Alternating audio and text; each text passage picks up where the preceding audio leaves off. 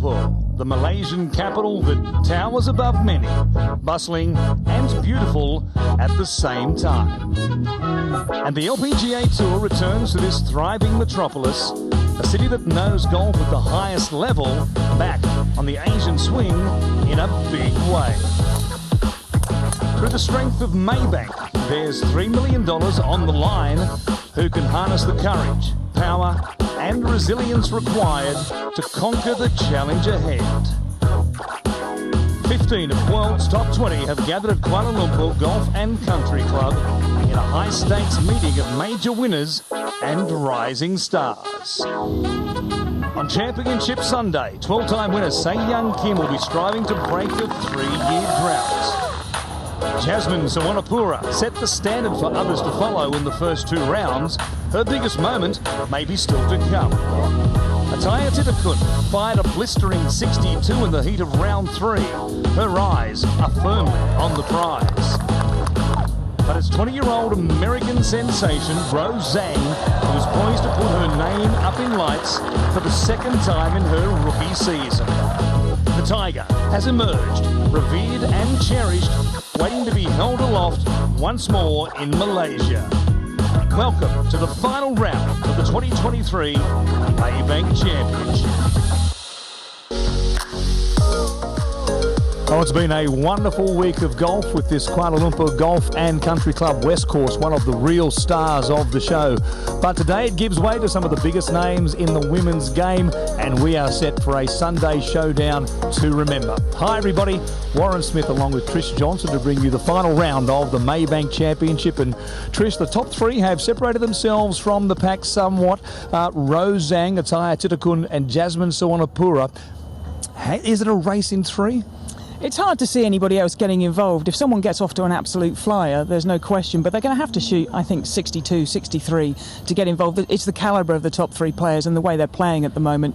You have to think one of those players is going to shoot 4 or 5 under, so really kind of doesn't give the others much of a chance. This is only the 12th professional tournament for our leader, Rose Zhang. She's already won, of course, at her first attempt after a stellar amateur career. It's hard not to be impressed with what the 20-year-old American has done again here this week. Yeah, and also coming out and winning her first professional event ever on the LPGA. I can't tell you how ludicrous that really is. It's such an achievement. She's such a strong player mentally. I actually think there's so much more to come from her. She's only a young kid. Game-wise, you know, she's got a lot more length to have in her game. She's going to develop her golf game so much, but one thing you can't teach is that brain, and she's got such an old head on young shoulders. Yeah, fantastic 65 from her yesterday. Let's see how she took the lead in our round 3 recap. And we begin with Se Young Kim, who has got better as the tournament has gone on. A 69 in round 1, 67 in round 2, a 65 yesterday, including that at the 12th. And this was Jasmine Sawannapura at the 12th. Just the most difficult hole on the golf course this week. Off a downslope in the rough and making it look pretty simple with a top quality shot. Ataya Titakun, Thai superstar. This was her second shot into 17 on her way to firing 62. And our leader by 1 at the end of 3 rounds, Rose Zhang from just short of the 18th point, pitching up very nicely there to close range. She would make that for another birdie at the closing hole to have that 1-shot advantage. That's how they got there to this point of the tournament. Zhang by 1 from Titakun. Jasmine Sawannapura tied for second. Se Young Kim came with a fast finish yesterday. Put herself right there in the hunt, along with Nasa Harawoka, Megan Kang, Hei Yun Chen as well. Gemma Drybra, who'll be defending her Japanese title last week at the Toto event. She's in good form leading into that tournament and not without a chance here today as well. Celine Boutier, she was very much in the reckoning in round 2. And Lydia Ko there in the top 10. A good finish last week in Korea also. Let's go on course and take a look at our feature group. Rose Zhang, Ewan Porter joining us in commentary, and well, it'll be fabulous to see if she can get the job done today.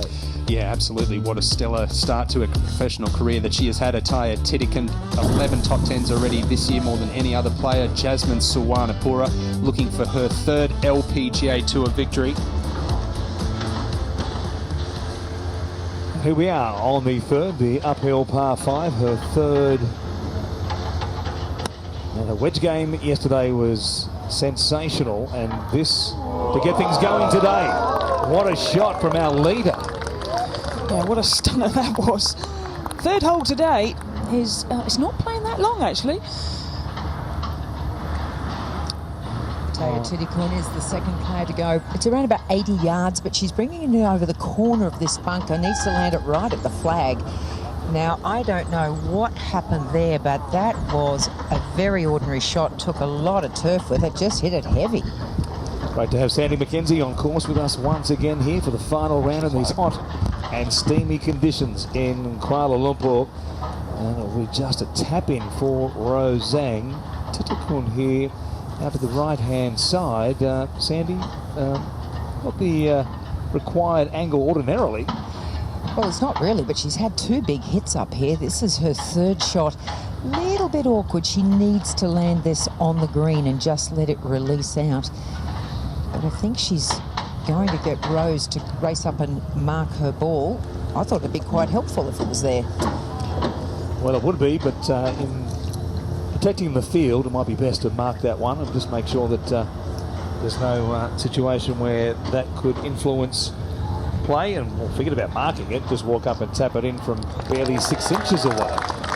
It's a great birdie, isn't it, for Rosang? All 3 of these players starting with pars on holes 1 and 2, so temporarily out to a 2-stroke lead. Now, ball is below, or above her feet, I should say, so slightly awkward. Needs to land this on and try and get it just to release to the flag.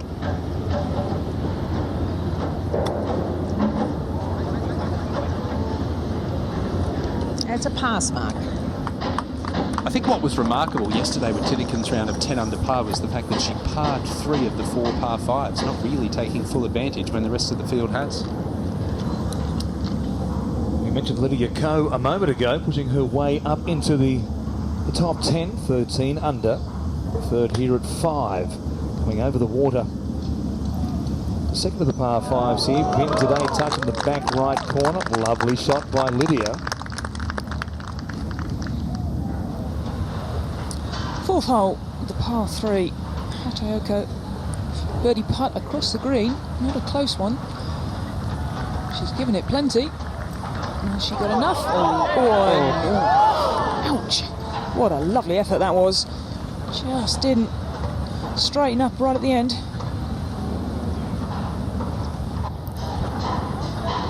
Now Jasmine Sawanapura, after that poor third, plays a poor 4th. She's got a great short game, but for that shot, that was way too much loft. Needed to get it on the ground quicker. We were talking yesterday about her chipping approach, Trish. Very compact, short takeaway. Not a flowing sort of rhythmic swing. It's very much an abrupt motion through the ball. Yeah, very much so. Fourth hole, Seyoung Kim down the hole, down the green, left to right. Quickish putt, if there is such a thing on this course. He started with a double bogey too, Seyoung Kim, so needs to right the ship. 3 pars since then. Here is Nelly Corder at the par 5 5th. Getting better as the week goes on. It's all American back-to-back birdies to get to minus 13.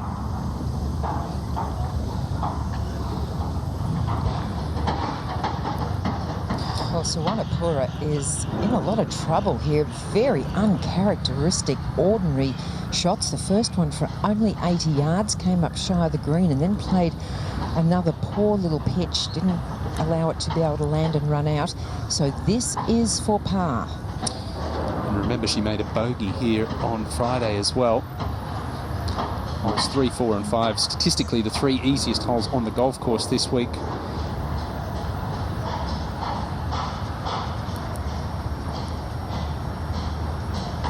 Feel as though Zhang tapping in there, mental advantage, getting a shot ahead straight away. Clever little ploy. This needs to go in. Yeah, good girl. Really important putt, that one. You can't be dropping a shot when you've got 80 yards in.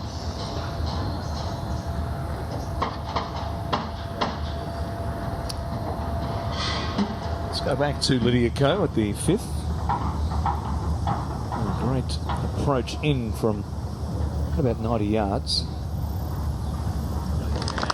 And she makes it to make 3 birdies on the trot. A slip up there at the 2nd. It's got it going in the right direction. In a hurry, is only 5 back. Still with lots of holes to play. Any break in this, Sandy? Very little, maybe a little bit from the right edge. Got to be a bit careful. It does go a little bit downhill. Oh, slides on the bottom side. Didn't miss too many of those yesterday, did she? But again, unable to take advantage of a par 5, and that means Rose Zhang, 2-stroke lead. Yeah, that's a remarkable stat, as you said yesterday, not birdieing the par 5. She's a long player. She gives her a real tonk off the tee. She can get pretty close to nearly all these par 5s, and it's not playing any birdies. Wow. Let's take a look and see what's happened earlier today with the players out 10 minutes earlier than scheduled, with the sort of weather later on, so an earlier start time for everybody. Pei Yun Chen here at the first. 40 under this day. Way to get one shot better. A chip in at 1. This was Nasa Hataoka at the first, down the hill, right to left. Birdie attempt. Did she have enough on it? She certainly did. Celine Boutier, number 1 in the race to CME Globe. It's the 3rd shot, par 5 3rd. Great finish to a round yesterday to get on the fringes of contention, and that's another terrific shot. We've moved to 14 under par. Now Gemma Drybrook, birdie here at the 3rd, which is reachable for many more in the field today, and that slightly down the slope goes in. This is a gorgeous little par 3 today, the 4th hole, 136 yards. Gabby Lopez's tee shot. Pin only just on 6 over the water. Got to be careful, but if you need a good one, you've got to be pretty tight on that one. It's great to see Lydia Ko playing some terrific golf again. 5th last week in Korea. Going well again here. Long birdie putt at 4. Wasn't her best tee shot. Did she make up for it? What a putt. She moves to 13 under par. And at the 3rd, Pei Yun Chen is one of the longer hitters in the field. She reached the par 5 18th in 2 yesterday. Almost nobody doing that so far this week. An eagle attempt from mid-range. She would tap in there for a birdie, and Celine Boutier. Par 3 4. Also making that. So let's recap where we're at. Things stand, Rose Zhang is there 2 clear off the back of that tap-in birdie at the 3rd. Suwanapura and Titakun tied for 2nd. Boutier bouncing back, our leader of the race to the CME Globe in 2023. Pei Yun Chen and Nasa Hataoka also very much in the mix, along with Brooke Henderson, 3 under through 6, and Lydia Ko, a big move with 3 birdies in her last 3 holes. This is Sunday, the final round of the Maybank Championship.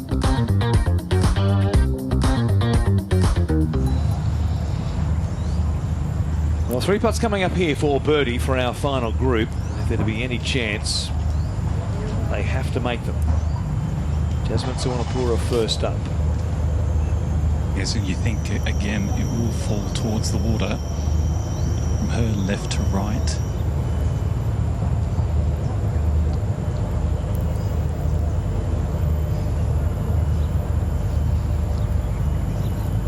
And in it goes. Outstanding, Jasmine Suwanapura. Under pressure, it is all happening, as they say, and you just don't know with these final 2 holes what may happen. Hard to call. Giving herself a chance. She's within 1. 2 to play. Boutier striding off to the 18th tee as we speak. The par 5 between her, perhaps, and the Tiger Trophy. Don't you like that Tiger Trophy too, Warren? I know you were a bit of a Tigers fan in another sport. You Hull City fan, are you? No, he's talking about the Detroit Tigers, in fact, Major League Baseball. Now Rose Zhang.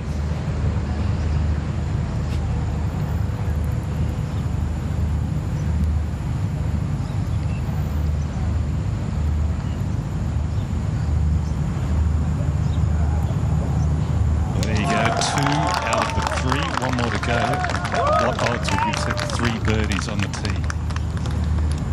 It's not an easy hole, despite the pin being on the friendly section of the green today. You've got to negotiate the water and also those bunkers either side of the fairway at 16.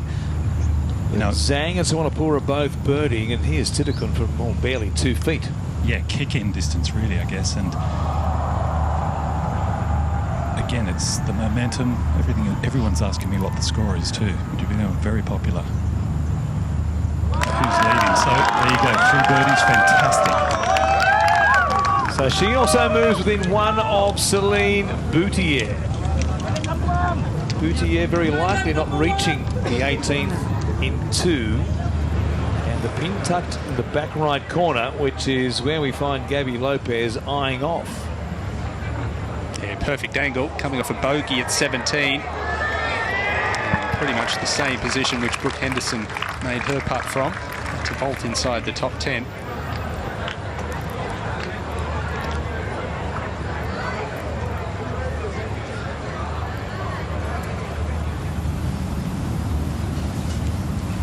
A sign of nerves for Celine Boutier, back on 17. See what she does here. The final drive in regulation holes.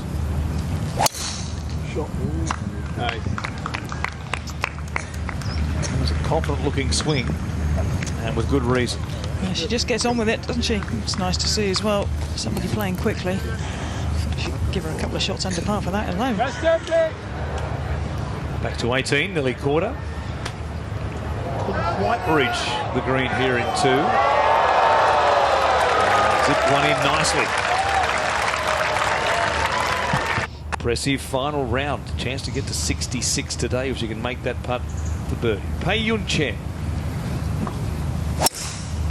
Go. I know she can reach, but she's 3 back. Yeah, she's really going to have to rely. I think that. Oh, I don't know. Oh, no, maybe just nice little kick up there. Tell you what, she won't be far short again. Only 2 big hits if she can make it to 18. Lydia Ko.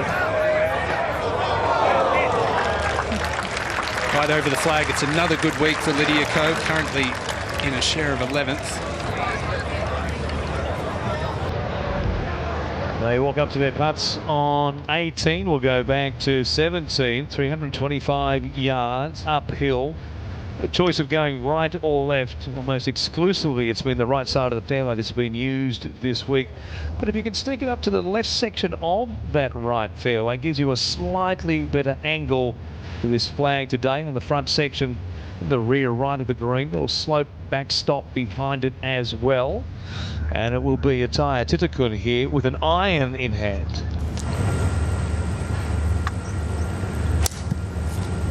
Well, this has started off on that left centre that you were saying, Warren, and looks in pretty good position there. She'll be delighted with that. Just in time. Perfect. First part of the job done for the 20-year-old from Thailand. Fellow countrywoman Jasmine Suwanapura.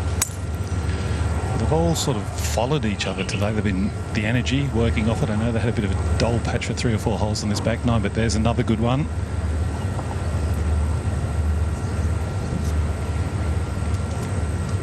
What's it like out there, Michael? Are they, you know, has it gone a bit flat because they obviously know they're not leading anymore?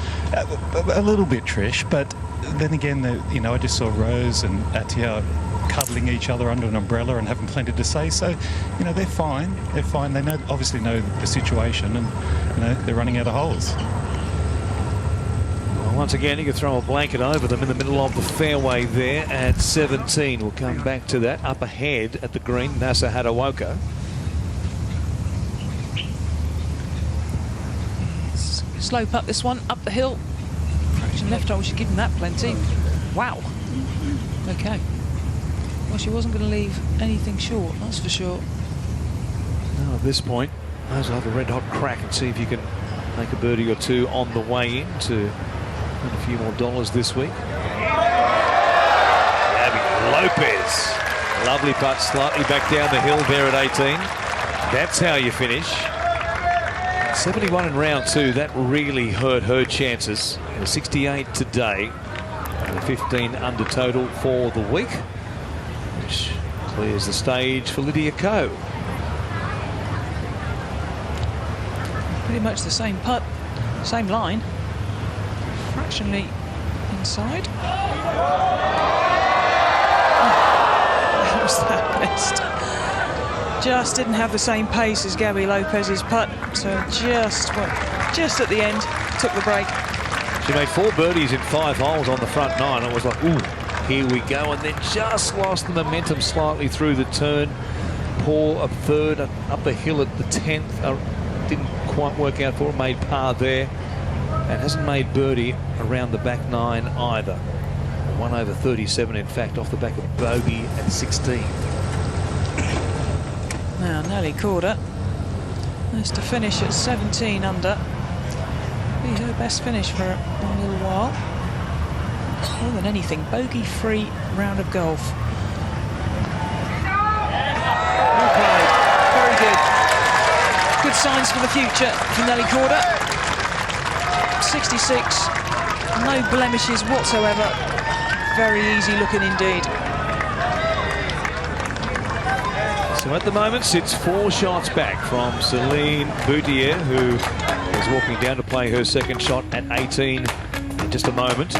Jasmine Suwanapura and Ataya Titakun off the back of those birdies at 16 are still there and very much a factor. The Frenchwoman looking to win number 4 will come back to see if she can claim the trophy right after this.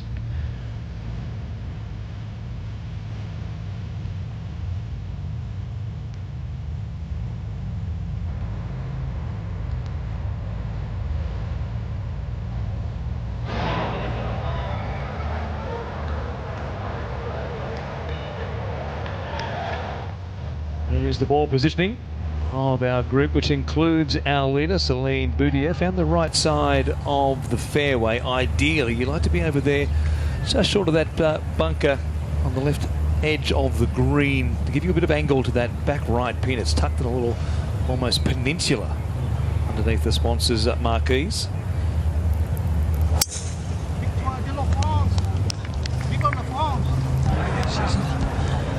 A bit of Vive la France coming out there. Got a spectator out there that's very much on that. That's perfect. That'll leave her a nice full shot as well. Very, very sensible layup from the leader.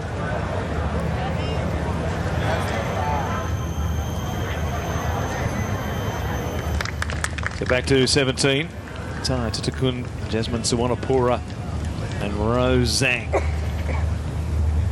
First 2 to play. Only 1 back. Love to stick one close.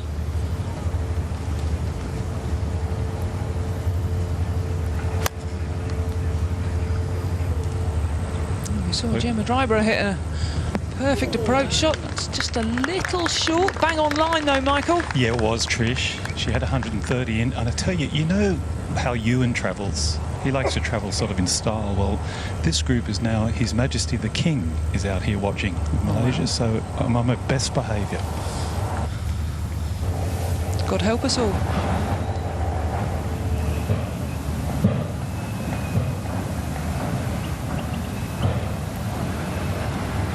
Jasmine Suwanapura playing her approach here to 17, 1 behind Celine Boutier. Uphill, 129 yards to the pin. And that's not going to get up there. Will it hold on? Oh, just. She's mystified as to how that came up short, and a fraction right as well. After she's hit so many good short irons over all 4 days, critical moment, couldn't produce one there. A little fade off the hill from Yun Chen, finds that deep green side bunker at 18.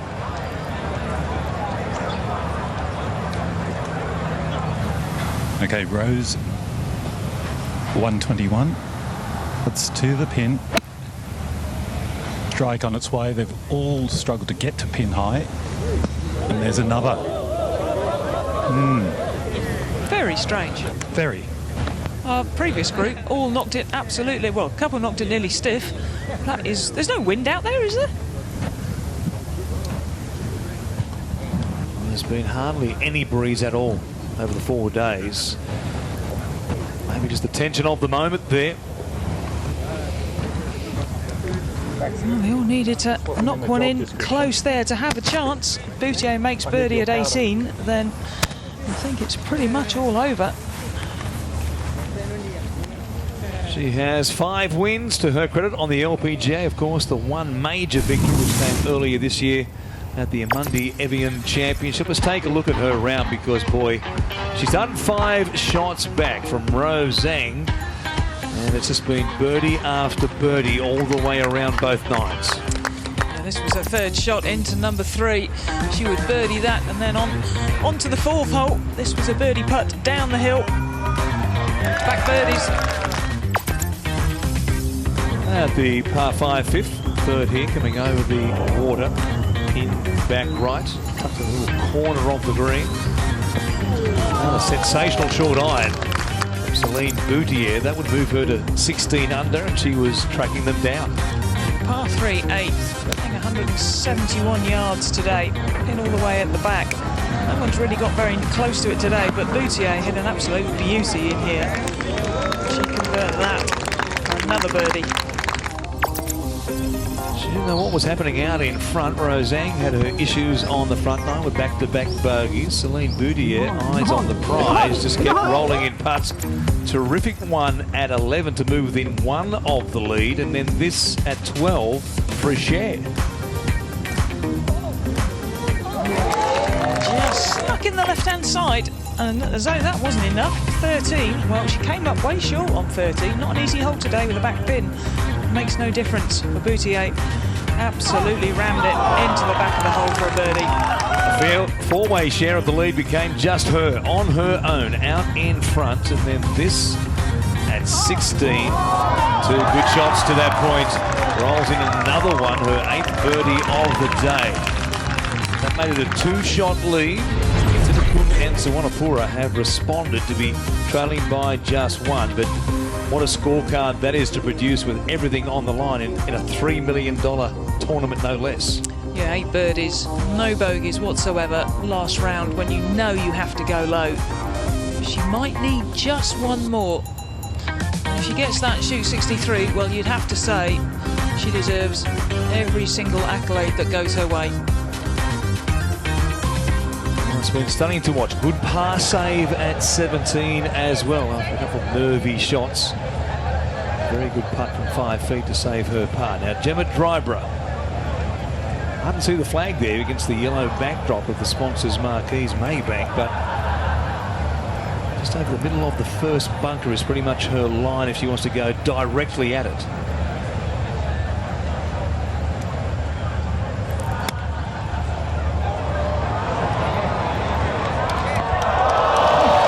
She did. Fantastic. What a great finish from Gemma. It really is. Knocking the flags out. She want to keep going. Give me a few more holes. I'll have this tournament in the bag. Caddy Paul, big part of her success last year and this year. Really are a perfect combination. We saw that second shot of Celine Boutier. She has 62 yards remaining. Similar angle to what Dryborough had just a moment ago. If she can put one close, she'll have at least one hand on the trophy. That's a pressure shot. Hopefully she's left herself a full shot. That would take a little bit of the pressure off. Always nice to hit a hard. It's almost a 3/4 shot, but she loves it. Just not quite got enough, but I tell you, she's left herself an uphill putt. Looked like she was in a bit of uphill grain there, just back into it, and the club didn't release through the ball and just stopped it slightly. Here is Rose Zhang from off the green at 17. Yeah, Rose took a little there to get lift clean in place, and it's a little hot. Well, it's the second one we've seen of her in the last 4 or 5 holes, where she just blazed it past the flag with just a wedge in hand from off the green. Yeah.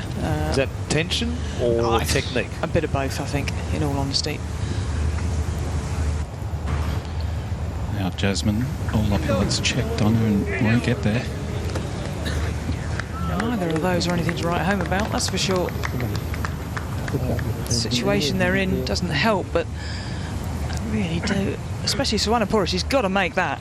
Give herself a chance at 18. Has to make that. Now this is a tough shot. All of 50-odd yards out of that front bunker, over another bunker. If she's going straight over it, this is not easy. She get all the way back there. Go on, get up that hill. Go on. Yeah. Never easy. She had to have a go with the 3-wood though. She's got to. She had to make eagle and hope that Boutier would somehow make a mistake.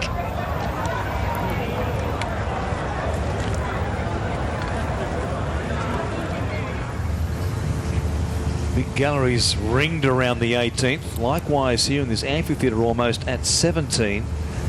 Titakun for birdie. Up the hill. Runs it over the left edge. Oh, I thought she had that. I really did think she had that. The way she stayed down on it, it looked like she was thinking, yep, this one's in. What a good effort that was. Quarter piece of the hole somehow stays out. Looked to be beautiful speed. It's only a par. Remains one back. Not knowing what's happening up in front of her with Celine Boutier. Boutier's got around about 18, 20 feet for birdie. Rose Zhang has this for par.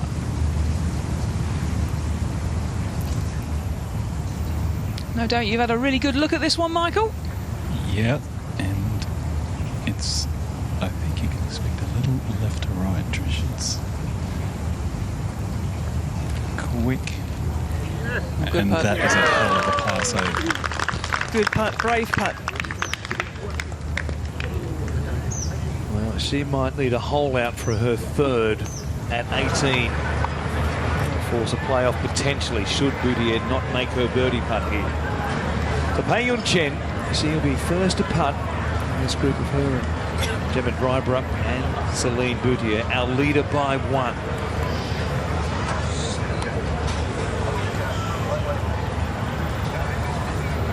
That at one point early in round two, part of that four-way share of the lead towards the back of the front nine.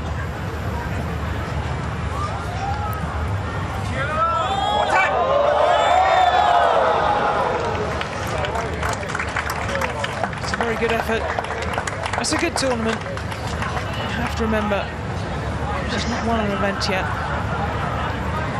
The Epsom Tour, but it's not the same. She's been very close this week, and she'll just look back afterwards and think, what could I have done a little bit differently? Given the opportunity again, and I don't doubt she will have many more opportunities. She looks to be a very, very interesting player. She's made so many big putts already this week, Celine Boutier. One more, just about give her the win. Take a look at what she has here. Pin tucked in this back right corner.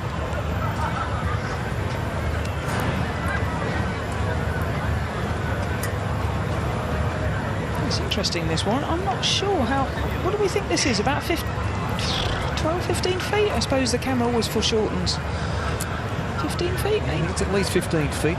Certainly 5 paces. I would have thought maybe 6. Constant slope from the back edge of the green down towards the bunker in this section. Should be just outside left.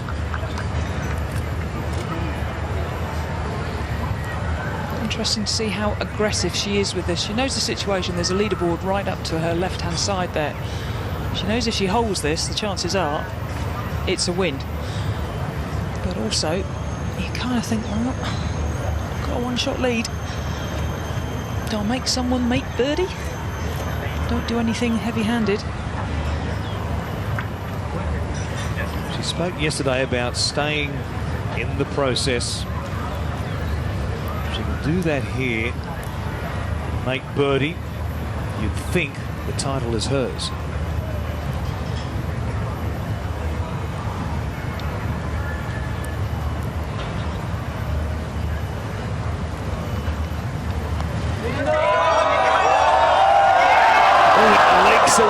and stays out. Looked good for so long there. But it's just a par for Boutier with Titakun and Sawanapura to come up 18, just the one shot back. An ounce, literally an ounce harder, and that was in.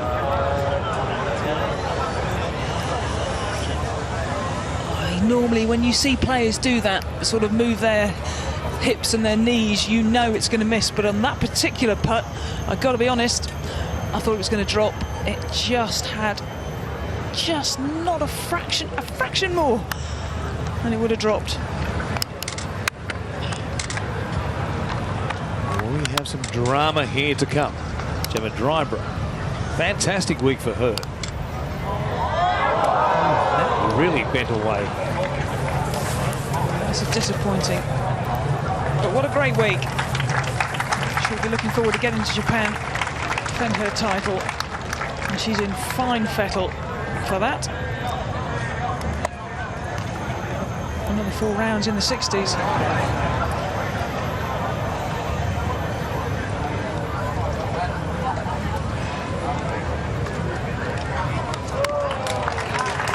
It's par at 18 for Pei Yun Chen.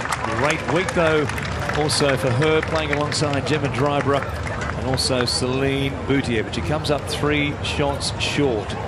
She joined that 4-way share of the lead with a rush early in her back 9.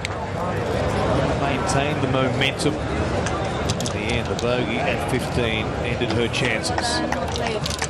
So Celine Boutier will sit back and watch. I dare say she'll take in some air conditioning back in the clubhouse for a moment or two and just watch the screen and see what happens with the group behind her.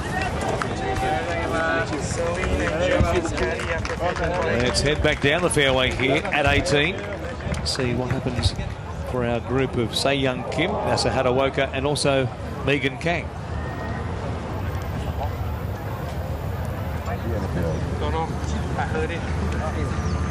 Well, they think about what they've got left for their approaches at 18. We'll go all the way back to the tee. Titakun would like to find the fairway. Not imperative though, given it's a layup more than likely for her, but she will find the short grass. I don't know. She can give it a rip off the tee. She can get pretty close if she wants to, I think. She's just slightly longer than the other 2 players.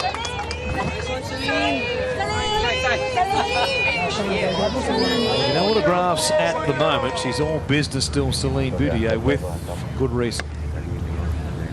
Sawanapura.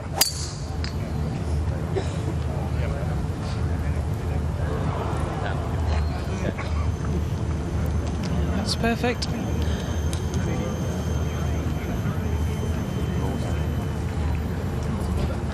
Very easy going out there on 18. You wouldn't know they're playing for in excess of $500,000 first prize, would you? No, not really.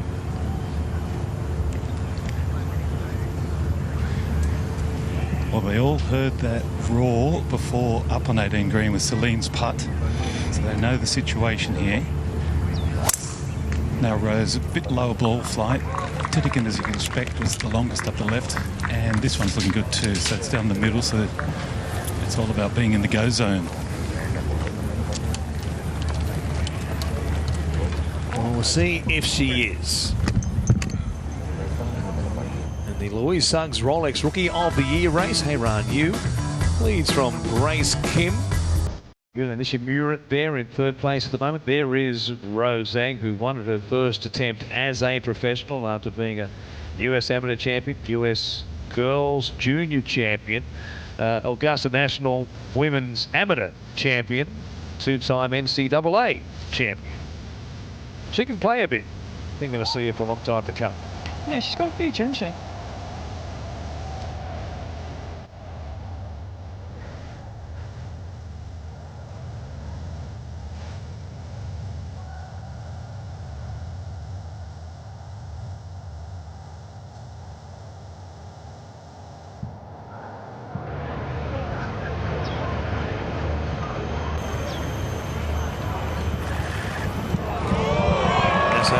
Here at 18, coming out of the bunker. Oh, almost a spectacular finish. On stage, she was charging hard. Looked like she might join the party. Yeah, got derailed on the back nine. Absolutely spectacular front nine on a roll, but again, a good week before she goes back to her homeland. Megan Kang, as we've seen before, just ebbs away back down the hill there from behind the flag. The disconsolate is the American as she pushes up in good style, of course, here this week. Just the one blemish on her card back at the second, and for the moment she's an outright ninth. Here's our final group: Suwanapura, Zhang and Titikum. Jasmine Suwanapura and Tai Titikum make bogey here to force a playoff. Yeah, they all know what they need to do. Jasmine's got 272, so that's obviously out of range, but she's just got to find that perfect layup.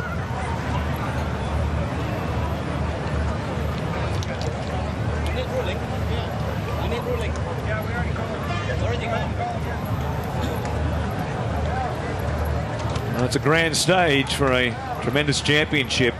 The 18th here at Kuala Lumpur Golf and Country Club. Jasmine Suwanapura. Hybrid in hand, trying to find position here, needing to make birdie to force a playoff with Celine Boutier in the clubhouse at 21 under. That's a good shot, certainly avoiding all the bunkers. Perfect position for her. Slightly on the down slope there. She would have much preferred to get down to the bottom of the hill and just be on the flat. Yeah, maybe, but with this flag being so far back, I don't think it would do her any harm, actually. Might want to get one, because she hits it pretty high. Get one shooting a little bit, just pitching short of the flag. It might just release, because we've seen nothing release up on this, towards this flag at all today. People have either pitched it far too long or 10 foot short, and it won't release. Rose Zhang started the day as our outright leader. Battle with Jasmine Suwanapura around the front nine. They were joined by Pei Yun Chen and also Celine Boutier, but bogeys at 7 and 8 hurt Zhang. Another one at 13. And a tough prospect to try and reach 20 under par. Here she is.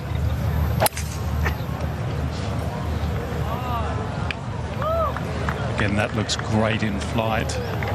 And I think her stance for her next shot will be pretty good by looks. A little bit further on there from Suwanapura, so down on the flat. And a bit further back than she has been over the past couple of days at 18, where she's had issues with the grain on the front of the slope there, off the false front of the green.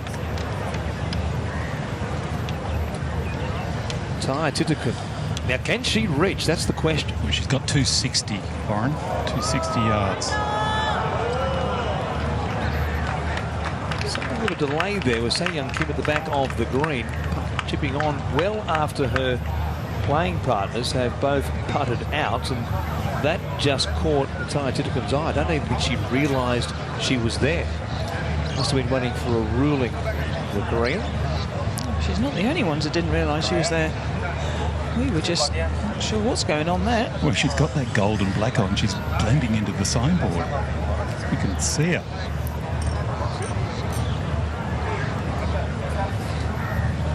Sure that's not the caddy? I'll send you off to the optometrist tomorrow morning, Michael. Yeah, well, it's a long way and these glasses are fogging up out here. Left to righter here for Se Young Kim, who stumbled out of the gates. A double bogey 6 at the first, pretty much killed her chances. Stone dead right there. 4 more bogeys around last lap today. That one slides away as well. Bit of a chat from the marquee behind the 18th green. They're animated. enjoy their golf this week. Yeah, you don't get away with anything here. I love their golf, but they'll tell you when they're not impressed. Se-Young Kim clears the stage for Taya Titakul, waiting patiently back in the fairway. She's got 260. We were wondering if she could get there. Well, she certainly obviously thinks she can. Absolutely. I think that left side, she's just looking to run it up that left side if she can. She's not going to carry the bunker, no chance. But she could just give herself a 60-footer. Birdie for a playoff. Eagle to win.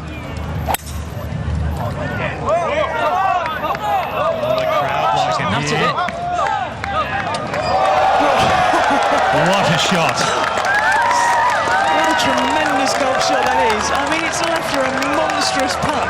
However, she has carried that all the way. It's 260 to the pin, I think. So 228, 230 to the front. But what a shot that was. Carried it all the way. Oh, do you think the adrenaline isn't flowing here on 18? Adrenaline, no fear. Let's take a look at some of her highlights from earlier today, the par 3-4. She began just one back from Rose Zhang, who led at 18 under overnight, using the backstop, rolling it back down to the flag. That was juicy for Taya Titakul, and she would make that for birdie. She'd go on to bogey 6, but this is a putt from birdie at the 9th. Really a birdie hole today, but it was for a Taya, never missing. Beautifully holed. And number 15 across the water here at the par 3. Same section of the green as the flag, just beyond it.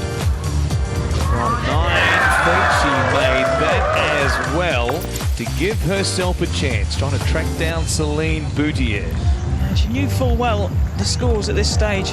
Knew she had to make a birdie at 16. Not the best drive, not the greatest lie, but what a shot out of the rough. Judged it to absolute perfection and had a kick-in birdie there. Go in, it would be back-to-back birdies at 6-15 rather and 16 for Taya Titakul. One under around the front 9, and then a string of pars. But now with a chance at eagle to win. 2 putts for a birdie and a playoff on a hole she has parred 3 days in a row. And as fantastic a shot as that was, and it really was, this is no gimme 2-putt, because she's got the best part. Well, that's got to be 30 paces, has to be. So it's got to be 90 feet, I would say. And there is a lot of ridges here to go up and down. If she can put this within, I don't know, 5 feet, I think she'll be very, very happy. Just leave herself a 5-footer up the hill if possible. But that was some shot.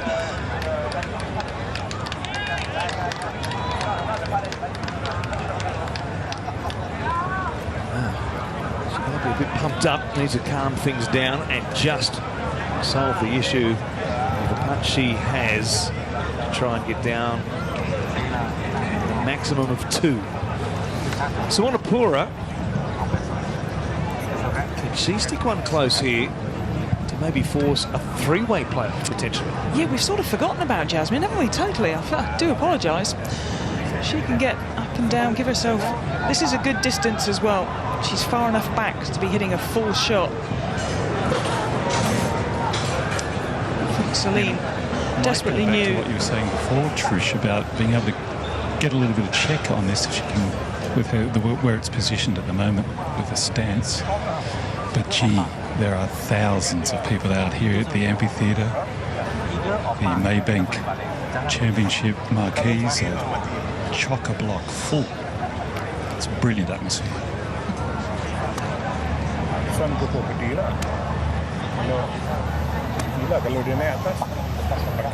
Off the slight downslope, she's had a tendency to really clip these very cleanly. Yeah, she really does have to stay with this shot, stay down long enough to make really good contact, because this has to be pitched all the way.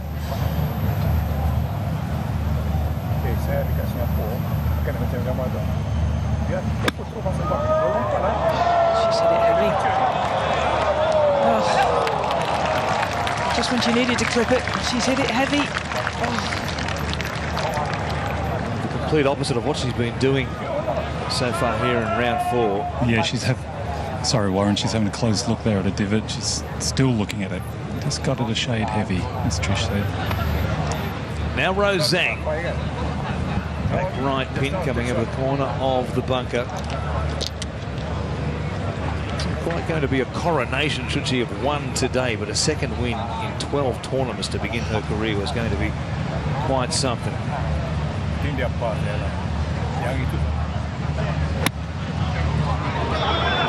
That's going heavy, long past the pin. That's why the majority of players have been from that distance. They've all knocked it. But it's a makeable putt. Downhill, you know you're not going to leave it short. Disappointing day for Rose, but you never know it, looking at it.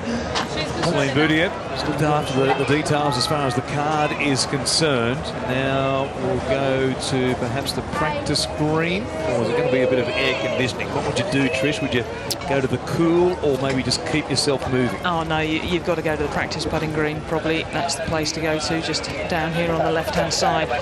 No point, you don't want to go and sit in air conditioning. That's the last thing you want to do, just in case, 15 minutes time there could be a playoff. She needs to be absolutely back in, mentally focused on what she's trying to do. Well, she's probably resigned to the fact now that with Titigan on in 2 here at 18, that she is going to need more action if she's to win here today. Although, as you said, shoulder of the green, the back section, a bit of a hump there, which will feed this ball from left to right. And it's certainly not an easy 2-putt. Oh, not at all. I mean, I think she'll do incredibly well to get down in 2 from here. Yeah, absolutely, Trish. 75 feet. She has so up and over the slope, and then it breaks sharply from her left to right up the hill. So she's up the slope first of all, and then it filters, but it's still pretty much all uphill. It's pretty noisy out here.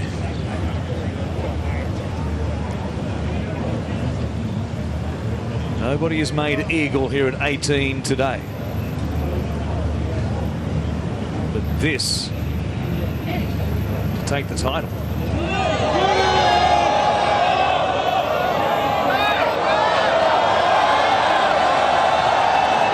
At the line, but not the length. They'll leave around about a 6-footer to make the playoff. Yeah, pretty good effort. Not easy, just bang on line as well, wasn't it? For a moment there, I think she was getting pretty excited when she hit it. She knew that she had the right line, but as Michael said, look, you can just see there how much it is uphill at the end. And this is no easy putt either. It's uphill, but it's still going to break left to right. She's got to make a decision whether or not she hits it really firm or she lets it take the break. To be 20 and smiling with a 6-footer to try and keep yourself in the tournament. Well, Sandy said earlier how she was loving being here, playing in this tournament, and she looked, to be honest, even when she was sort of down and out, 2 shots behind, she really does look like she's enjoying herself out there.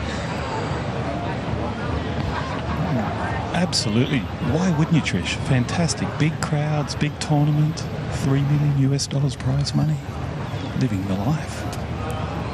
Celine Boudier rolling a couple of putts here on the practice green, watched by some of the fans just across the path from the 18th green. It's a unique situation where she could stand there and watch what's happening with the putt of Ataya Titigan in just a moment.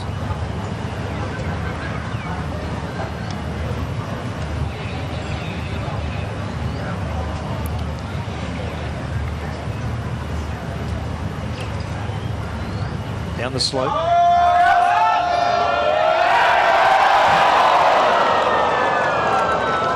One of those days for Rose Zhang. She began at 18 under par. Here she is at 19 under with just over a couple of feet left for her 5. She'll just move that marker because Jasmine Sornapura's line is somewhere thereabouts, and we'll see Jasmine make a long putt. Try and tie Celine Boudier here at 21 under. Well, if it goes in, Warren, we will know about it. We've got about 10,000 on-course commentators here at the moment. Everyone's got an opinion, and they're riding every putt, every shot. What do you see in this putt, Michael? Well, again, it is uphill, and everything seems to be going left to right on this, but you know, she would have just liked it to kick up a bit more, as we said. I think Trisha's strategy is probably the best in this situation, Firm. Take as much break out of it as you can.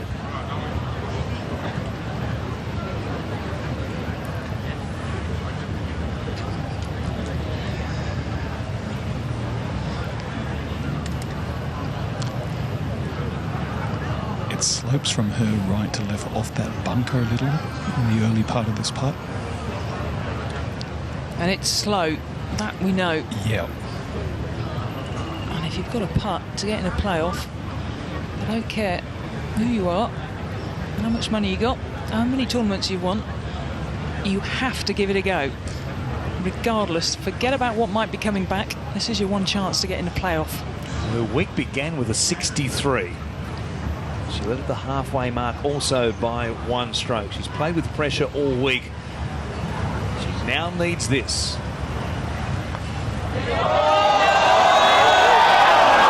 Well, she gave it a good ride, hit it firm.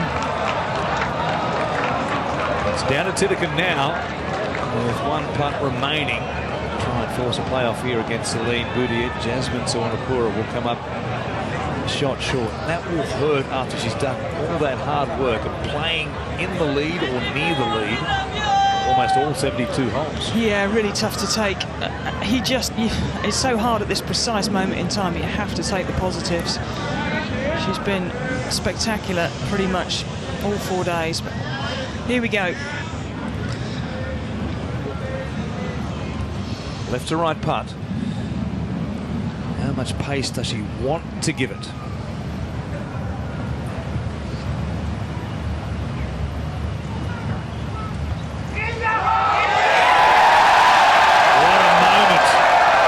Titican stands up and delivers. 2 big shots to hit the green at 18. 2 good putts to force a playoff against Celine Boutier. That is as brave as you like. It really is. Courage personified. Just hit it firm. Left centre. Good on her. It was brilliant, wasn't it? To hit the green in 260 yards out. 2 great putts. Drama. Theatre. Brilliant. 3 birdies in the last 4 holes. When she was 2 back, batting the key pace with Celine Boutier. Jasmine Suwanapura. Oh, that was just a non-committed shove at the death. That's a real shame to make bogey there after everything she had done this week. Slides 1 further away to finish at 19 under today, a closing 70. After the stellar 63, which was the course record until Ataya Titican eclipsed her yesterday with that 10 under par 62. And I guess the winless drought continues for Jasmine Suwanapura, 4 years now and counting. Yeah, very disappointing. Brave putt, having a go to get in the playoff. Of course, you don't want a 3 putt, but you'd kick yourself if you left it short to get in the playoff. Now, Rose Zhang to finish off. This for a tied 3rd place finish. Not what she was after, but she will learn an awful lot from this. No 2 ways about it. It's a good week. Seemed to really enjoy her combination, and there's an example of it. Ollie Brett, her caddy this week, they seem to really click. That's great to see, that embrace between Rose Zhang and also Ataya Titican. And, well, now it's the 20-year-old tie. He'll take on Celine Boutier from France, who's searching for a 4th win, no less, in 2023. It's been an unbelievable season, but we'll go to a 73rd hole at a minimum here at Kuala Lumpur Golf and Country Club. And there is a lady who had to watch on and watch Ataya Titican make that clutch 6-footer to force this play. Yeah, probably listen on more than watch on, because having a look at that, the chances of being able to see anything through that crowd are pretty remote. But I think that's what you would do. You just wait and hope you hear a oh, but it wasn't, I'm afraid. It was a big cheer rather than the sigh. But how exciting now for those people out there watching. Take a look at it once again. Oh, it's such a firm putt. It's never missing from the moment she hits it. She pretty much takes the burrow out. She's such a cool customer as well, isn't she? No celebrating it whatsoever. Apart from Ms. Zhang, there are no roses here on the course. But she's just walked around and smelt the roses today. Just strolled around, had a fine old time. She's been smiling at Taya Titakun. Like it's just a practice round on Tuesday morning. Yeah, she's a delight to watch, I have to say. She's one of those players that makes you... She realises how lucky she is to do a job that she absolutely loves. So we have a playoff to decide this Maybank Championship in 2023. It'll be Celine Boudier versus Taya Titakun coming up in just a moment. That's how they finish, locked at the top at 21 under par. Do not go anywhere.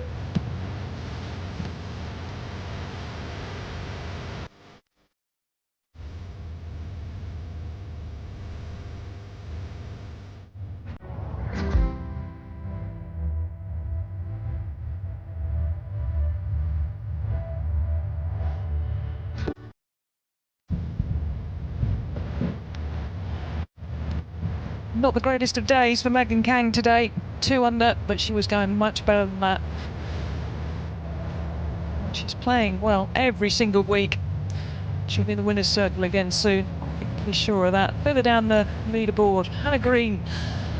Well, she got up to under par today after her struggles on the green yesterday. Nice start.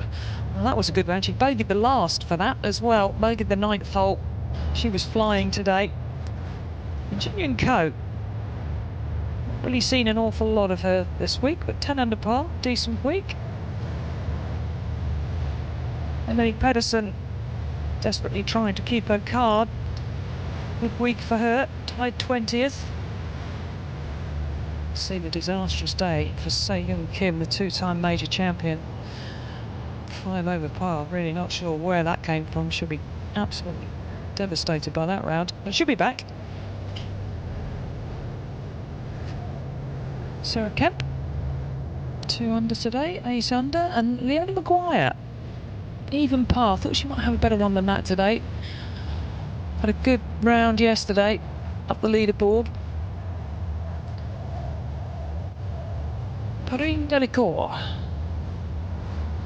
Celine Boutier's fellow Frenchwoman, good finish, 6 under. Ash Buhai, AIG Women's Open champion from last year, level par today.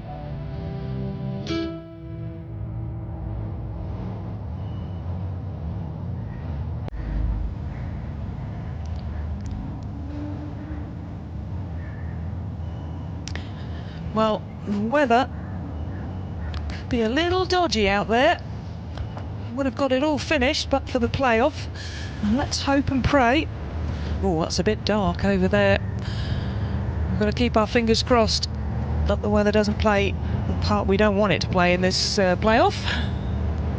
No, that would be a disaster, wouldn't it? What a passion killer that would be if the siren went to halt the playoff. So the playoff format will be the 18th hole followed by the 18th, then 15, back to 18 if required, and if we need to play more after that, we might need the lights. There it is, that's the scenario. The par 5 18th, par 3 15th across the water. Our playoff holes, 18 first 2 occasions if required, and the playoff here. You would think, given what we've just seen, an advantage for Taya Titakun to maybe hit the green again in 2 off the back of a good drive. We know she can get home quite obviously. Celine Boudier more than likely can't. So we'll wait and see if that power differential between the two of them is a factor here in deciding this championship. Yeah, it could be. The only thing I will say is, I mean, they were 2 magnificent shots to hit the green there, and it did leave her a monstrous putt. Boutier, such a good player. Leave it if she's got the shot in first for her third shot, knocks it in tight, could change the pressure around totally. So, yeah, it's a scenario that you would think would be the advantage to Titican, but you just never quite know. Let's see where their tee shots end up first of all. Thumbs up, chance for Bernard to keep things going. And we'll head back down the 18th. The fans sticking around here to see what happens in this drama-filled playoff, and could you be any more relaxed? I was just about to say, you know, that's taking the mickey a little bit, isn't it? Feet up. You know, it's just like, oh yeah, I'll just nip down. She's all but ordered a daiquiri. It's like she's just kicking back a Club Med. So composed, Warren. Trish, it is amazing to watch these wonderful young players out on tour now. So there is a bit of drama, as you say. I've just spoken to the rules officials and they're going to hightail it down here because there is, as Trish mentioned just a moment ago, that cell out there, and we all know what it's like in Malaysia, so let's hope they can get back. Yeah, well, the storms come in not like clockwork, but boy, they are fairly regular, and somewhere in a 2 or 3 hour window usually during the course of the afternoon they arrive, and when the heavens open, my goodness, it's a wall of water. So let's hope that isn't the case. I wonder what the snack of choice here is for Ataya Titican. Come on, Michael, you must be able to see that. Can you not keep up with them? I'm a costume of a man at the moment, Trish. I'm melted. Can't keep up. The snack of the choice. Well, I know what I'd like, but it's frothy. There's a little bit of cloud cover here at the moment. That's enough of the snacks. A little bit of respite from the sun as they head back down to 18. Good job by our cameras to follow them all the way down there to build the drama. Round 4 tee shots, and the comparison in length off the tee between the two of them. Not a massive advantage there, some 14 yards between them off the tee. But then the fairway wood, the Ataya Titican, that was something to behold. Yeah, it really was. She managed to pitch it all the way. Left herself, well, as we say, it's not an easy shot. There's not a lot of room there. If she goes any further right, she's probably going to catch that right-hand bunker. So it really was a very brave take. No eagles on this 18th hole at all. I almost feel like it had just been maybe 25 yards further forward. It would have been a much more entertaining hole. I think we might have seen a lot more players have a crack at it.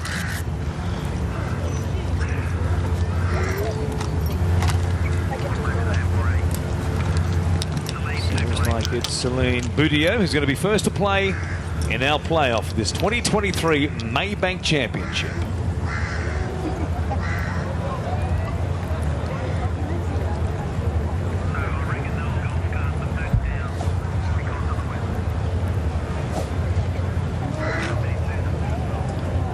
Maybe a slight advantage going first, get the ball in the fairway, put a little bit of pressure on your playing partner. Obviously it's a match play situation now.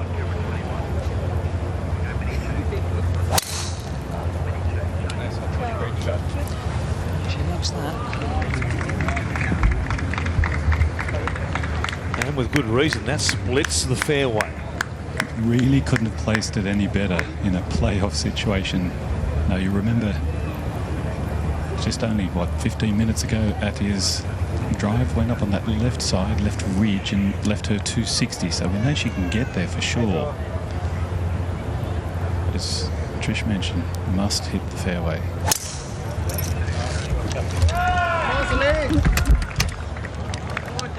Down the left-hand side ever so slightly, but up and over the hill again to a very similar situation to what she had in regulation at the 72nd hole, feeding back towards the middle there.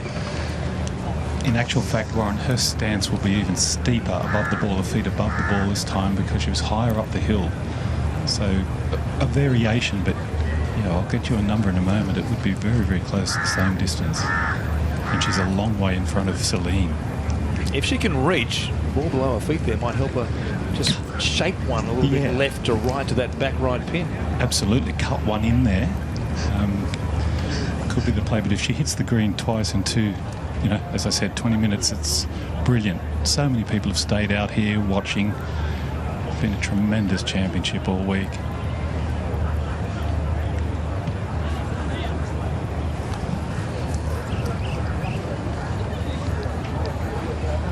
Well, she did in the middle of the year, of course, winning the Monday Evian Championship, and then she said, I was fatigued and tired going to the Scottish Open. Managed to win that as well. Yeah, I think, I must admit, I'm always more surprised that people don't win back-to-back, because the amount of confidence you've got going into your second week is just, you just live on adrenaline, basically, and you almost don't think about what you're doing. The only thing I will say is, to win your national major championship, what goes with that, the emotion that must have been pouring out of her, you would have thought she would probably be absolutely shattered. So I kind of understand where she was going, but again, you know, you're playing so well, why wouldn't you win back-to-back kind of thing? Or what? Winning, being in contention is what you expect. Here we are with the ball positions off the tee in this first playoff hole. 273 off the tee for Titikun, 247, so just on 25 yards there, 26 in fact between the two of them. And at 255, she had 260 to the flag first time around on the 18th hole, so 5 yards closer here for Titikun. We'll see if she can take advantage once again. Well, yeah, and it's only, you know, the flag's 25 on, so if she's got 250, or she's only got 225 front. She pitches her 3 with 230.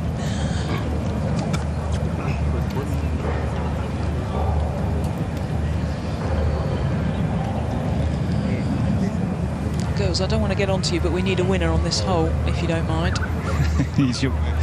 You're a patient woman, Trish. Come on. It's not that. I don't mind waiting, Michael, but I don't think we're going to get the chance. No, it is dark here at the moment, so Celine will play first.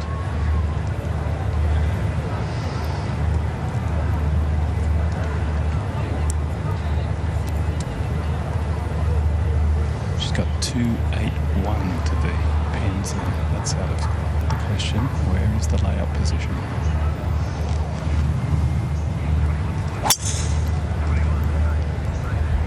That is going a little right, but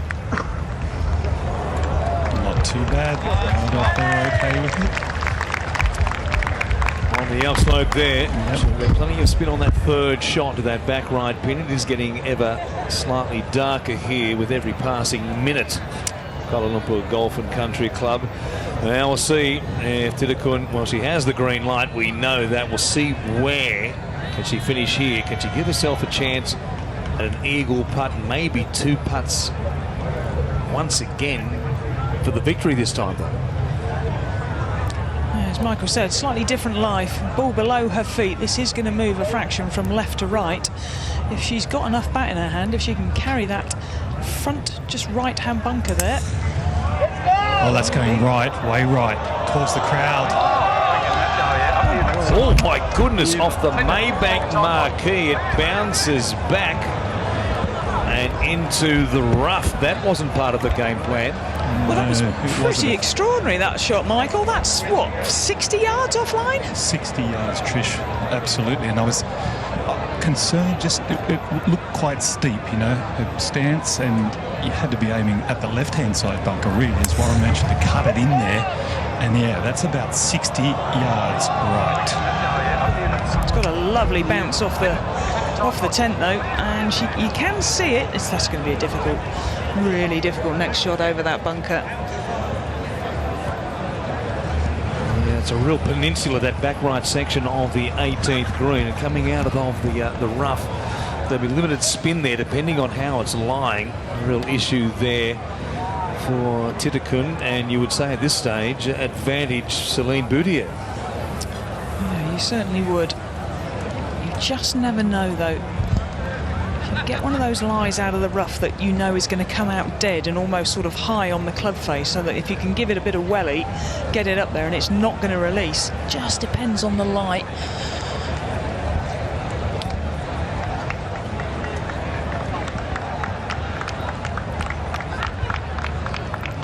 She maintains a very stoic facade, doesn't she, Celine Boutier? Very much the game face on right now. In this situation, it's quite the contrast to her opponent here, who's happy and easygoing, carefree.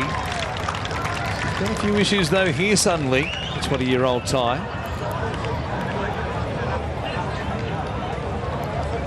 Has the advantage though of being first to play. If she can hit one close, she'll put some real pressure on the short game of Celine Boutier, who didn't hit her best shot from that range, it has to be said, in regulation. No, not at all. And we've seen her hit a few shots off of uphill lies into this sort of grainy sort of grass, and they've not been great. She digs a little bit. She does actually hit her irons with quite a lot of turf in general. So on this sort of this terrain, it's not the most ideal when you're playing those little short shots. But this is all about what sort of lie Titican's got, how much green she's got to work with. That pin we can see is over on the right-hand side. There's not going to be much room between the edge of the rough and the pin. Celine Boutier takes a look at what she has up there on the green. Michael O'Dwyer, you've had a look at that ball there of Tatia Titican, and what do you think? Well, Warren, not, you know, it could be sitting a lot worse. Not too bad, but it's just so tight. When you look at it, that bunker right-hand side, and the room that she's got to work with, will it stop? How high does she hit it? Yes, not a good lie, is it, Michael? Look, it's not. It's better than I thought it'd be, but again, grass. There's a little bit of grass over the top of the ball, and then behind it, she's got a rangefinder out at the moment, and it's 73 yards to the pin. Well, quite a long way above her feet as well, just to add a bit more difficulty to the problem she has. Yeah, it's about 9.8 on the degree of difficulty. Yeah, this is going to jump a bit as well. She's got to give it plenty of welly to get it up there if it's over 70 odd yards lying down like that. And when it does land, it's going to release. She needs some luck here. It's come out heavy. Will it get there? No, it does not. Well, that was a very tough shot. Difficult. It really was. Now, Celine's only got 52 yards.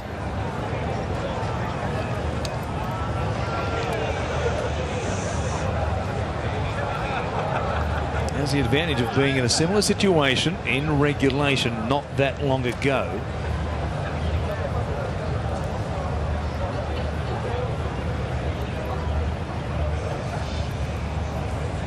Opportunity here to take an iron grip on the championship. Well,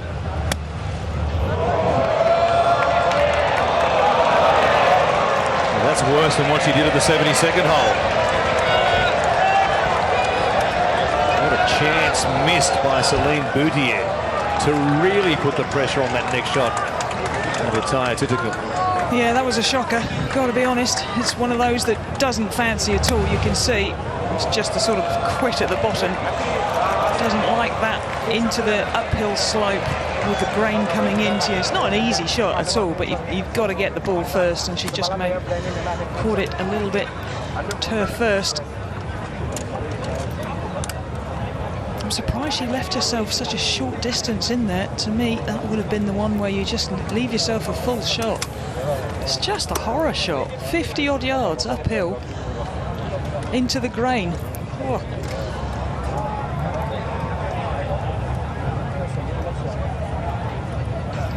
Well, who said you didn't like a bit of drama on a Sunday afternoon? We've got some free golf here. Past the 72nd hole. Oh, and a bit of thunder. Yes, a little bit of thunder there. They got a reaction from the crowd as well. 17th hole, 71st in regulation. Titican hit a less than stellar chip. She did make par though. Oh, that's very good. To close range, to tap in range, in fact. It looks like a 5. Titican, and now Celine Boutier from an outside birdie chance range. There's a chance to win it in regulation. She's made longer putts than this so far today. She has, yeah, no question. She made one on 13 that was almost twice this length. However, not quite under the same pressure. this is interesting because obviously she's got this to win, and I think she probably knows if she doesn't hold this playoff is likely to have a suspension, assuming that Titican holds. And when they come back, well, there's only one person that knows that, and he's high up in the sky. We've seen this putt earlier from That we have. Suwanapura. Up the hill onto the flat section of the green at the back here and bending left to right. Yeah, but she just missed it on the right-hand side because it's pretty straight. It's firm and straight. Yep, that would be the strategy. Trish, firm and straight uphill, slower than you think.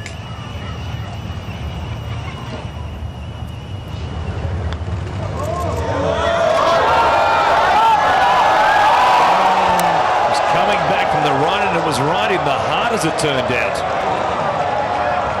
It's a 5 for Boutier.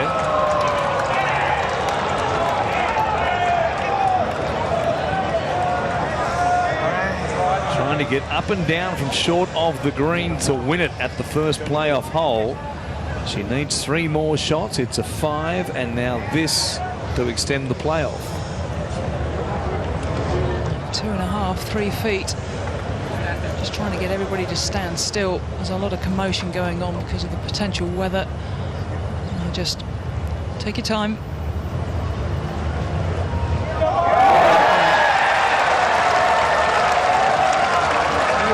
They've halved it in 5s. They'll go back to the tee for a second time. And if the drama of the golf itself isn't enough for you, the drama of the weather closing in and a storm cell out there somewhere, and it looks like they're going to load up again and race back to the tee. There'd be no chances taken as far as any situation regarding lightning here. If it wasn't safe, it would not be a continuation of the playoff. But for the moment, the officials are happy that any electrical activity is still a long way away from the course. Let's take a look at some of the highlights from this 4th round. Will begin all the way back at the first hole. Chipping Chen, who at one stage would end up with a share of the lead. Lydia Ko, Rose Zhang, this is her 3rd shot into the par 5 3rd. Spin position was perfect and she nearly slammed under it. At the 5th, the second of the par 5s on the front nine, Celine Boutier off to a bright start with birdies at the 3rd and also the 4th. Would keep it going to make it a trio of birdies, tapping that in at number 5. And then she'd stand on the 8th tee with 5-iron in her hand. Back pin today. Not many players got close to this one. But Boutier hit an absolute perler in here. Tiny little bit of release. But she's not batting for birdie too. Wood 9 of 32. She'd keep it going around the back nine to eventually take a 2-shot lead at one stage to tie Titican. At 17 under, trying to stay with Rose Zhang, and also Boutier did nicely there. She will have a rush of birdies to come. Boutier certainly would. This was her birdie putt on 11 down the hill. Plenty of yardage in this one. Never missing though. At the moment she hit it, went in at pace. Rose Zhang began the day with a 1-shot lead. Made birdies at the 3rd and also the 4th. Looked to be in great shape at that stage.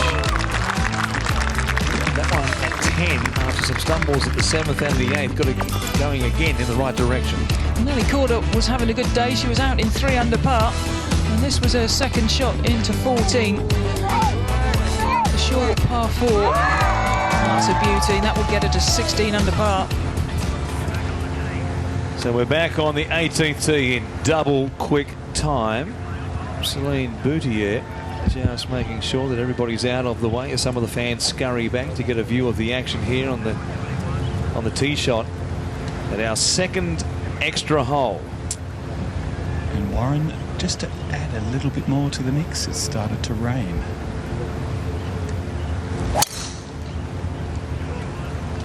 So there was a big difference between these two in the first playoff hole in terms of off the tee. Not sure if that just caught the right-hand rough or stayed in the fairway there. Did you see it, Michael? I didn't, Trish. I missed that one. I was too busy trying to recover from sprinting up the fairway, actually. I've got to work on my fitness in the off-season. Trying to get your breath back, are you? Yeah. How's Sandy, by the way? I need an update. She's okay. Our on-course commentator, Sandy McKenzie, twisted her ankle on course earlier on. She's been a keen viewer, though, of all this action. Titakun from the tee, looking down the right-hand side. Oh, well, that's certainly caught the rough, and then maybe more than that. After leaking her second at the first playoff hole with the ball below her feet, she blocks one here off the tee. Yeah, that is massively right. To say it's a long way right of where she's aiming. Middle of the fairway to where her ball has gone towards the trees must be 40-50 yards, same as she's just hit a 3-wood on the last. It's very dark indeed. It definitely is. 15th hole would be our third playoff hole if required. At the moment with the rain beginning to fall, maybe that storm cell closing in, it's problematic as to whether we would make it to a third playoff hole without a delay. Yeah, and even though we can hear that sort of thunder above, be assured that the LPGA are on top of this. They know how far away that is. If it was literally on top, we would not still be playing, regardless of the need to get the tournament finished. Obviously, player safety and fan safety is high up on the list of priorities. I think it's safe to say, though, these players are going to get very wet in the next half an hour, because they won't stop playing because of rain. Well, because it can be monsoonal here, as we've experienced earlier in the week. Okay, there's thunder. I haven't seen any lightning yet, but the rain, and I've just gone up to where Ati's ball is, and it's plugged just by the drain. So I would say it's probably 15 yards right of the fairway. Plugged as in embedded? Embedded in the, yeah. So she may need we've got plenty of rules officials out here to come and have a look. And she would have 276, so clearly that's not in play this time round. Okay, and see the rain getting heavy here, Michael. It is a bit, Warren. It is, but you know, we're just all hoping we can get it done here. You got your brolly, Michael?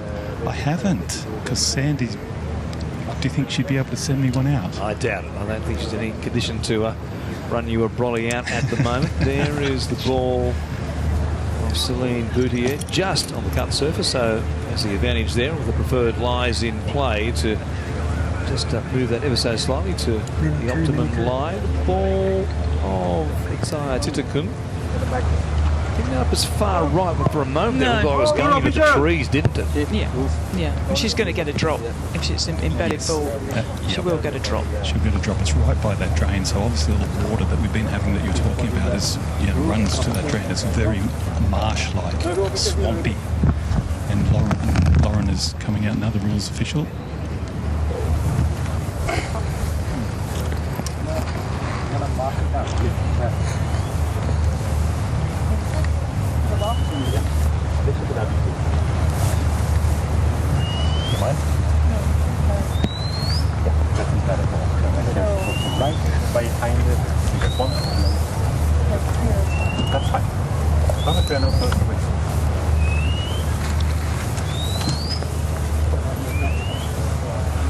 So something of a good break here for Xia Titakun. At least it gives her the chance to move it just one club length to the left of where her ball finished up. That'll help just ever so slightly. Yeah, the interesting thing here is obviously the ball in the rough. This rough is not pleasant. You've got to drop it. It is going to fall back down into what you would call a pretty dodgy lie, you would think. Yeah, ooh. That's going to change things, because she's not going to be able to advance this particularly far. I'm not sure if she can carry... Michael, do you think she can carry that? She's got a shocker of a lie. She's not going to be able to carry that bunker in front of her, is she? Yeah, well, that's the worry, isn't it? There's it's awkward. There's trees overhanging as well. There's bamboo up the right-hand side, and that bunker. Yeah, that's. She's got to try and carry it, but it all depends on that line. So Celine will go first.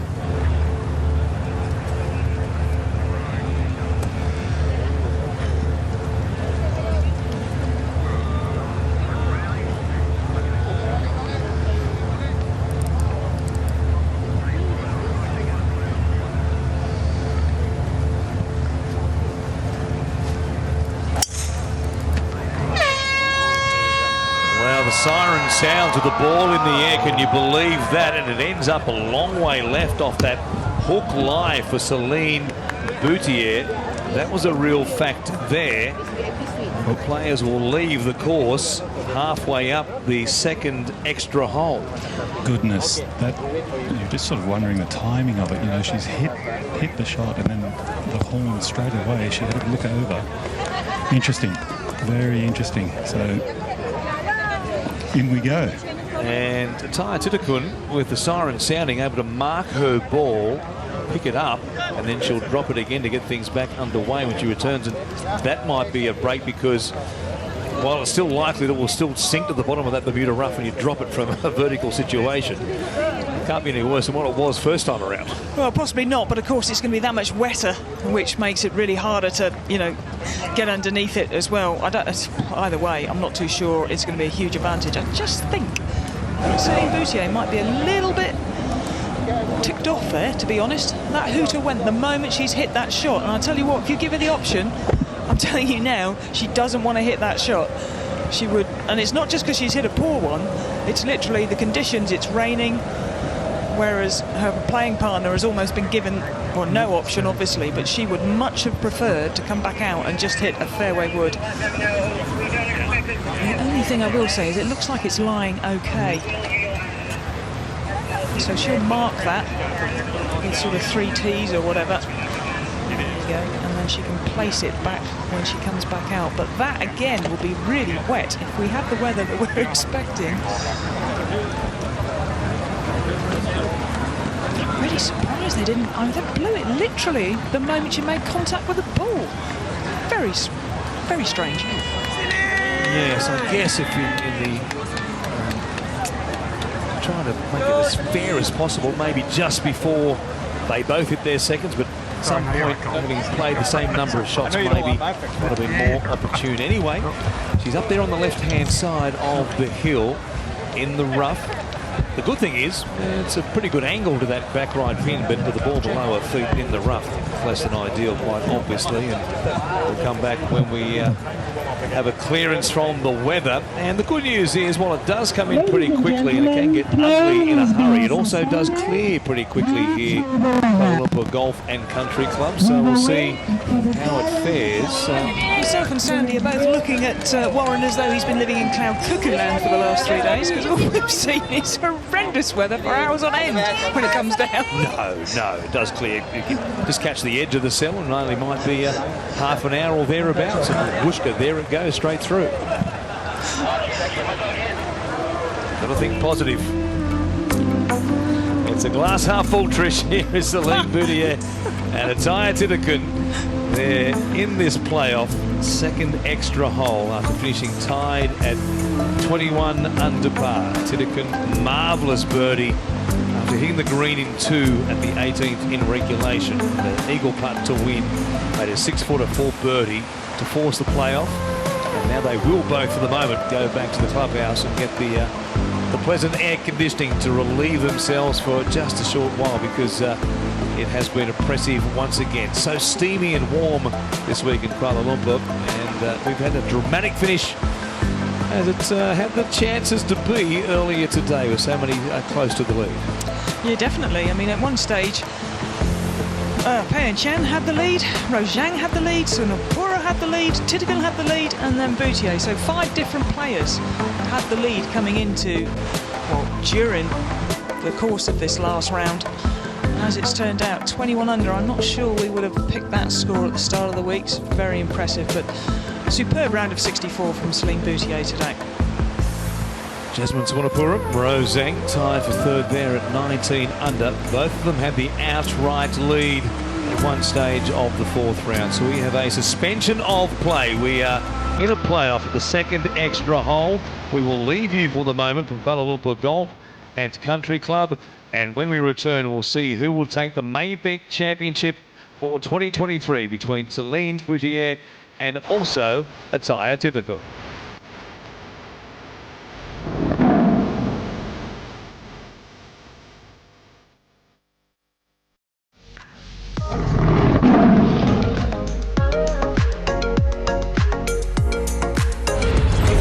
to Kuala Lumpur Golf and Country Club. We're about to resume the playoff. We were in the midst of what is now a second hole playoff between Taya Titikun and also Celine Boutier at the first playoff hole. That chip for birdie for Titikun just missed to the left-hand side. A putt here for Celine Boutier after they were both tied at 21 under and left right in the jaws by the three-time winner on tour in 2023. Hi everybody, Warren Smith along with Trish Johnson to take you through this playoff. Michael O'Dwyer joining us on course as well. And as you can see, Taya Titikun back down in the fairway. Had a situation where she took a drop at the second playoff hole, blew her tee shot well right, Trish. She was about to play her second. Celine Boutier played her second, and the siren sounded just seconds afterward with the rain teeming down and electrical activity in the air, which caused a suspension of play at 2:47. And here we are, almost an hour and a half exactly beyond that point, and we're about to get things back underway. Yes, it's a strange situation that. The hooter blew literally, 2 seconds after Boutier had hit her second shot. I'm a little surprised. Normally you kind of almost get the choice. You know it's going to go, and I'm pretty sure she would have preferred to not play that shot, but it is what it is. And now both of them have got to go back, and there's pluses and minuses here. There's going to be a really bad situation for Titikun. She is not going to get a good drop. We know it's really heavy where she is, and we also know it's a lot wetter than it was an hour and a half ago. There's no question about that. So a little bit of breeze around. Temperature has cooled off quite remarkably given the storm cell that passed through. That's a relief for the players and the spectators, many of them still here around the 18th green to watch and see how this plays out, this playoff between Celine Boutier and also Taya Titikun. They finished at 21 under par, as we said earlier on.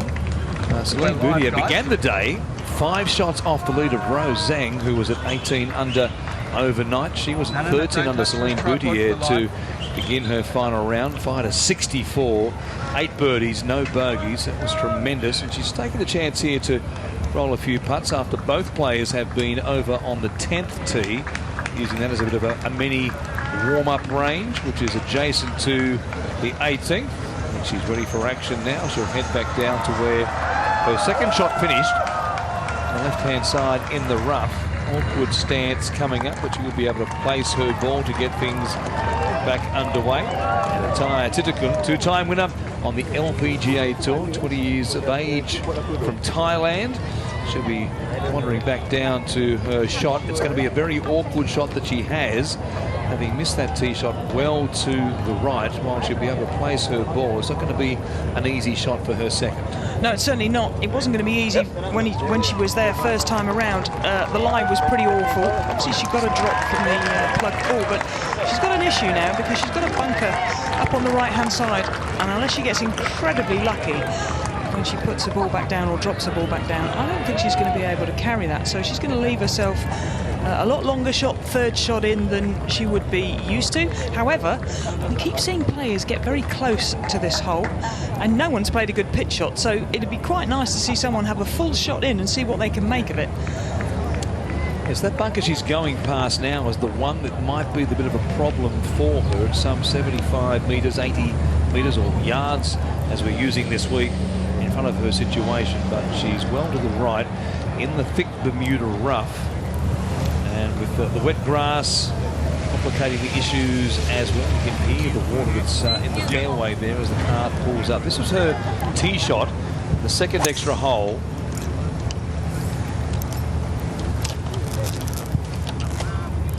We actually thought that was a lot worse. It looked like it was heading for the woods, but obviously we find out it's an embedded ball. Didn't bounce at all, which was pretty lucky, really.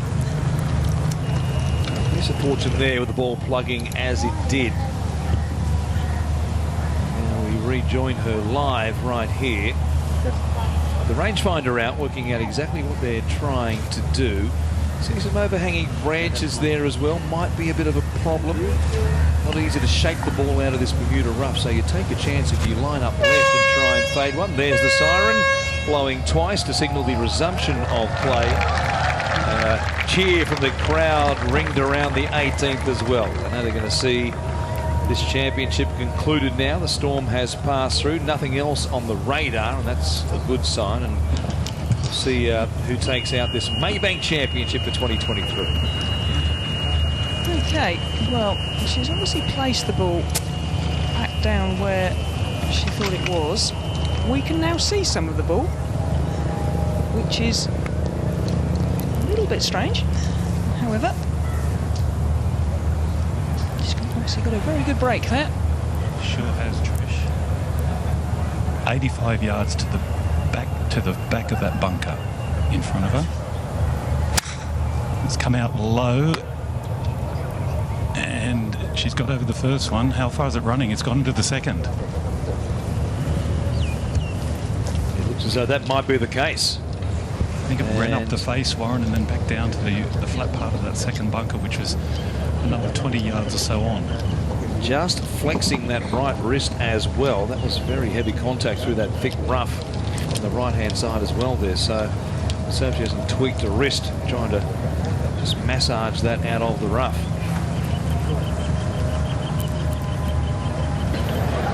Up ahead, Celine Boutier will have to wait because it's still Natalia Titikun who's away here. Yeah, now her ball was lying pretty decently in the rough, so she has obviously picked it up, will have put it back down, and you should be able to see all of the ball. Move faster later. These bunkers aren't the most penal, I have to say, as long as you're not right up the face of them. They give you a chance. The lips on them aren't too extreme. She'll have something like 140 yards from there to the front of the green, and then an extra 30 to the flag. So it's going to be a shot of around about 170 yards. Very firm sand now, given all the rain we've just had. The lip, as you say, not the most penal bunkers you've ever seen. Should be low enough that you can get a club something in the regions of a 5-iron to get back to where that flag is. Yeah, you could even get a rescue out of there, I think. You could just cut a rescue up. Make sure you get plenty of flight on it. Shouldn't be a problem, should it, Michael? No, it shouldn't be, Trish. She's got 165 to the pin. We've been talking about it all afternoon. Tucked up there in the back right. And as you just said, she's back further. You know, she's not right up against the face here, but she hasn't gone with the rescue. Got 9 out.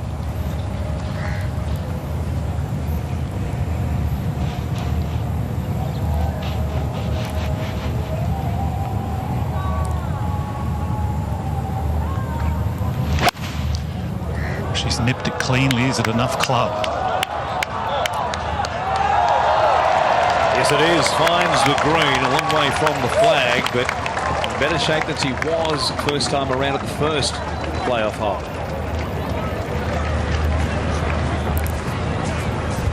So on in 3 is Titikun. Boutier about to play her third. Below her feet, but as you can see, pretty good angle to that back pin. Yeah, also this might help her a little bit as well. With the pin just on the right-hand side there, all she's got to do is just aim at that middle of the Maybank, just on maybe the Y of the Maybank on the stand at the back, and just let the slope do the rest. Should just gently fade to the right-hand side up where the flag is.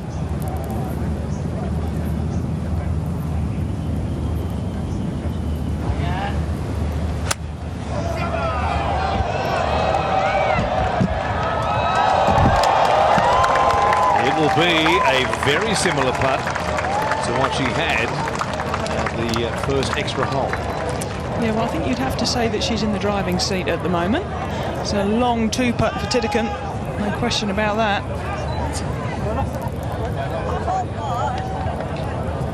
I have to say, this golf course drains unbelievably well. It's hard to imagine quite how heavy that rain, thunder and lightning, and the rain that came down was, and you'd hardly even know it. It was torrential while we were off the air for that almost hour and a half between going off at 2:47 p.m. local time here in Kuala Lumpur and resuming just 5 minutes ago.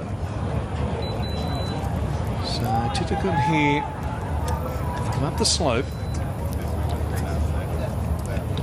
Almost skirt the edge of the green there, while Boutier a much more straightforward putt. A fairly straight putt at that as well. The first one went slightly right to left at the hole itself. So had a bit of a putt on the practice green to get a feel for the pace off the back of all that rain. It's a long one here for the 20-year-old Thai. Yeah, this is a difficult one, obviously, with the amount of precipitation that's fallen in the last hour and a half. Regardless of the fact of the drainage system here being magnificent, this will definitely be... Well, it was a slow putt to begin with. Now it's going to be mega slow. So she really does have to... I would put money on this coming up short.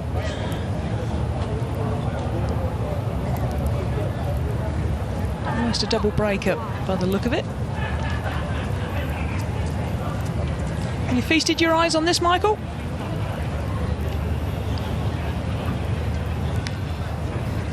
Well, Trish, we've been saying all day it is a putt that you have to be firm with. It's all uphill. Remember, she had the, in regulation, a 75-footer. This is around about 50 feet.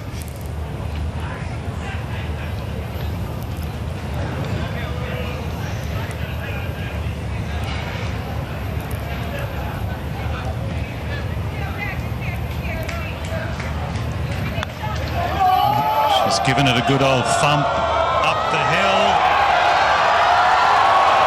Excellent for weight. Outstanding effort. Oh, that was tremendous to get it all the way back to the flag, given we've had 90 minutes of inactivity, and to jump out and to tap it in for a 5. Given that we thought off the tee at the second extra hole, she might have almost been out of play. Yeah, very much so. I have to say, I almost feel as though that was such a long putt, it was perfect, because it was almost a full backswing. It was one of those that you just absolutely have to nail, and she did exactly that. Brilliant effort. Dare I say a bit of deja vu here for Celine. About the same length that she had in the first playoff hole.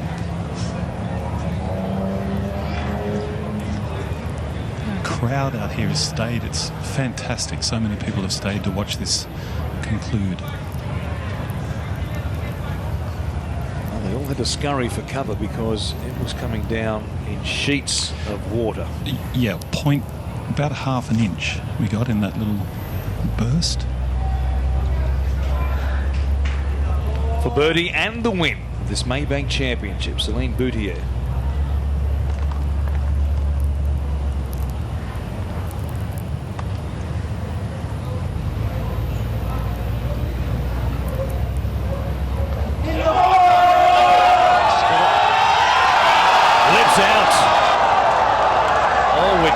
Good for so long. Left to right there after her earlier putt from a slightly different angle went just the other way. Again, halved in 5s at the second extra hole, and they'll head to the par 3 15th to continue this play. Wow, how unlucky was that? What an exceptionally good putt that was. When she hit it, I actually thought it was too far left, but it straightened up unbelievably quickly, and I think just the pace, if she'd a fraction harder, that is right in the middle. But here, she's thinking, I've got it, that has to be in. Oh, so unlucky. Number 15.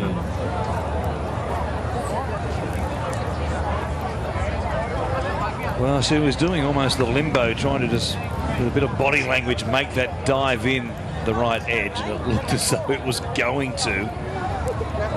Until it somehow stayed out. This was the first one, the first extra hole, slightly different angle. That one went right to left and died right in the jaws, and then from an adjacent area, maybe 4 or 5 yards closer to the back of the green, it went the other way.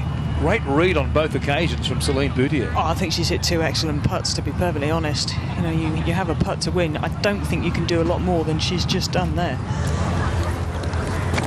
She's been in the box seat both of the extra holes. Now they go to the par 3 15th, playing at 178 metres across the water here. The bunkers that bleed down into border itself, giving you a beach-like effect. And the pin today up on a flat section to the rear on the right-hand side of this elongated green.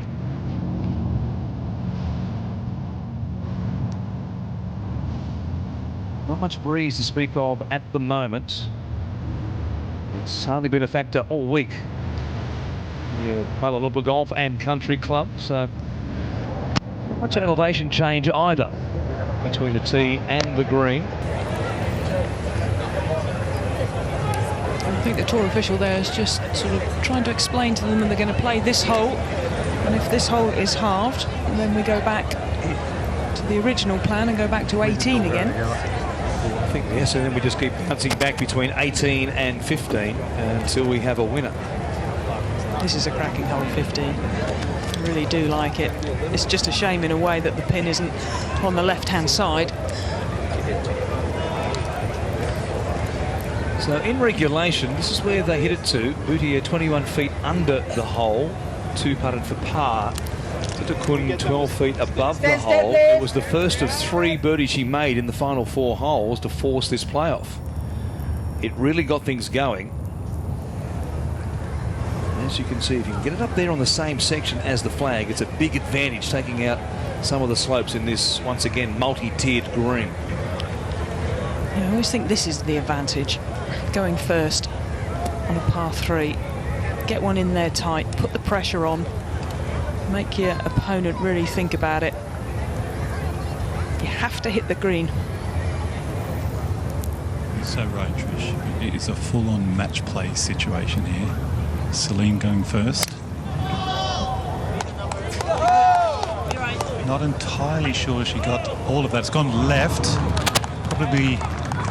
Yeah, it's been high. It's okay. Yep, she'll take it. And I guess Atia, I have the luxury of following her in regulation play. She'll have some good memories from this hole before. See that flat section, that dish the pin sits on Yes. back of the green, and she flew it over the flag to 12 feet. So Boutier on in regulation. This is the 3rd extra hole.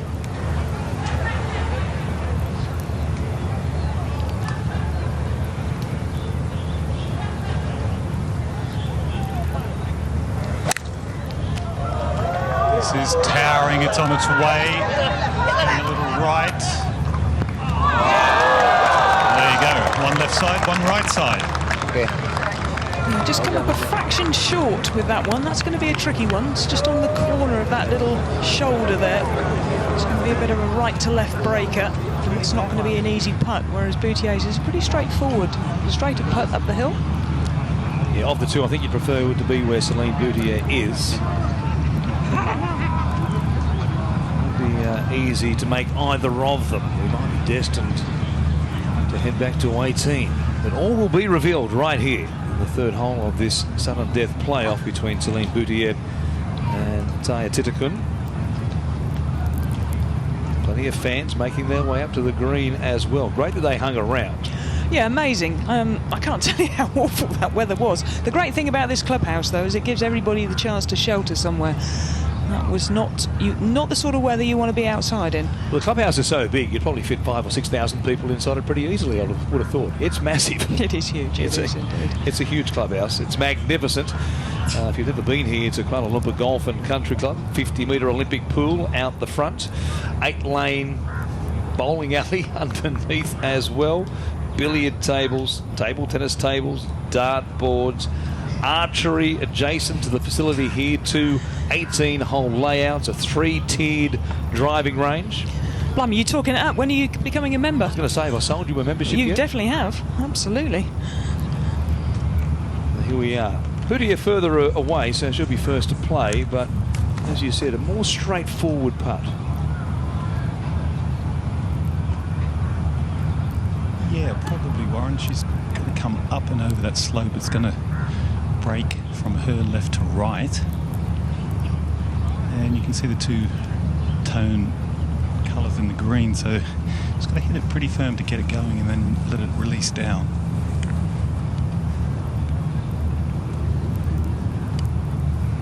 Yeah, neither of them exactly really within what you call genuine birdie chances, but Not like they were in regulation play.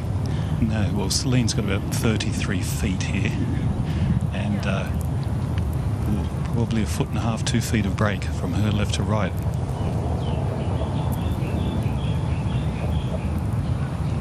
Come on then, Michael, stick your neck on the line. If you have to pick a winner, you've got the you're there outside. You can feel what the atmosphere. Who you picking?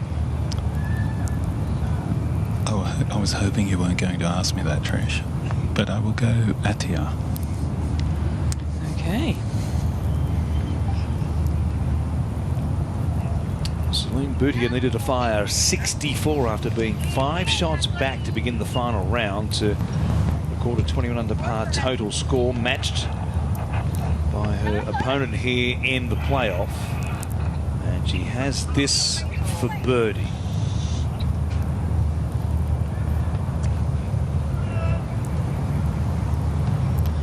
Slow putt up the hill. Just the rain that has fallen in the last couple of hours will give it probably need to give it an extra foot or so. How aggressive do you want to be? Oh, she hasn't hit it. It's under the hole. Oh, it's a big breaker. Yeah, it was a very big breaker. She didn't give enough. So over to Atia now. And this putt is 27 feet, and she'll be aiming well outside the right of the cup, maybe a foot, foot and a half.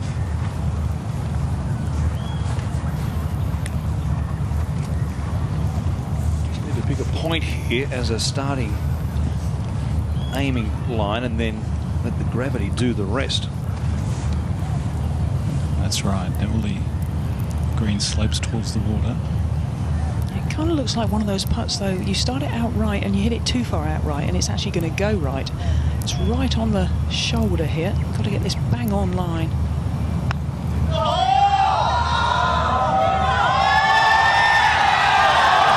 Only needed a little more weight. It'll be a tap-in 3. Taya Titakun and Boutier with just outside 2 feet for her par back up the hill. Oh, well, the crowd are loving this. It is really good. Great drama. And now the pressure back on Celine.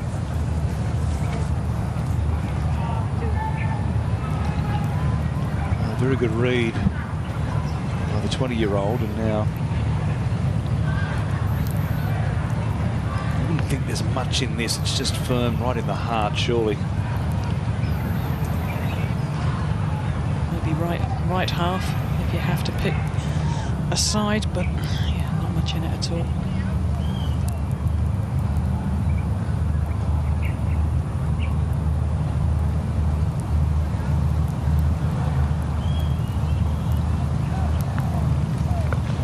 We will go back to 18.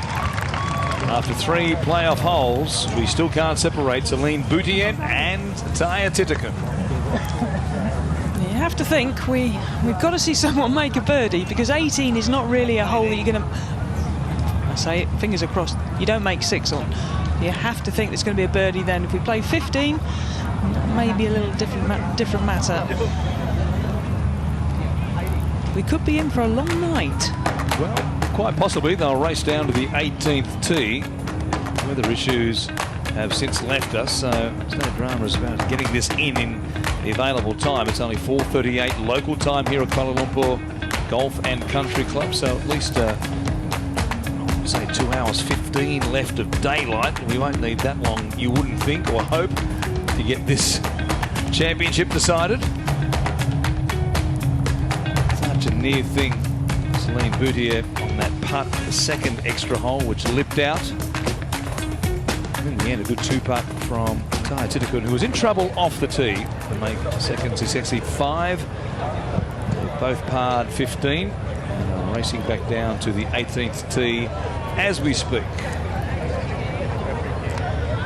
Yeah, you would think that this little bit of rain on 18 has made this possibly, it was reachable for Titakun in regulation play. I'm not sure it will be now. 18, par 5, 523 yards, pin back right today. All about hitting the fairway and then just laying up into the perfect position. As I said, Titican did manage to hit the green in regulation. Fantastic two-putt, really was. Tremendous from the best part of, well, I don't know, 30 yards away, really.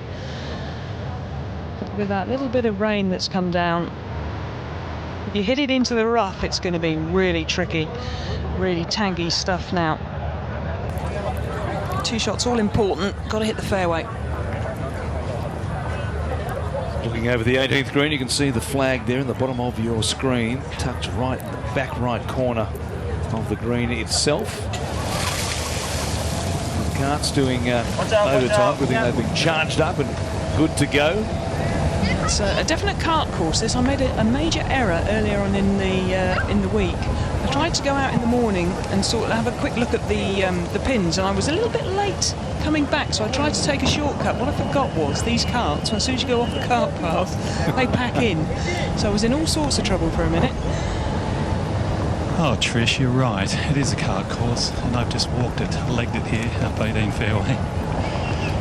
Getting in his 10,000 steps today, well and truly, Michael O'Dwyer. I am Pinch hitting. worried, but it's good. You wouldn't want to be anywhere else at the moment. Now, who holds their nerve? That's the question, isn't it? So, Trish, you asked me before, and Atia, I mean, she is so calm. It's incredible how she looks at the moment. And Celine, well, she's a difficult read as well. You're never quite sure. She's also very, very calm. And as you said, that 64 today must have been some round. It was some round. So now it's, it's just shootout, and Atia will be a lot longer off the tee than Celine. Maybe that might be the advantage here. She's got to go left side though. They're all going to go left rather than get into where they were before on the right. Fairway a little softer than it was quite obviously early on after all the rain we had during our break of 90 minutes. I wonder here if Titican can get the same amount of run that she did in regulation and then at the first extra hole. It's a lot softer, Warren. She had 260 yards in regulation, then 255, but she was above, her feet were above the ball, you'll remember, and, moosed it outright. So, Celine again, it's her turn. So bouncing out of the cart, the tee in the ground. Celine Boudier here still with the honour. 4th extra hole. This Maybank Championship for 2023.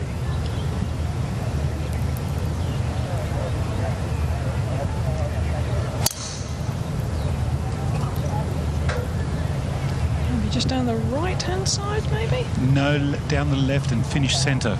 Trish, you'll be happy with that. They are a bit hard to pick up now here with this light out here, but you would expect Atia to be well past this one.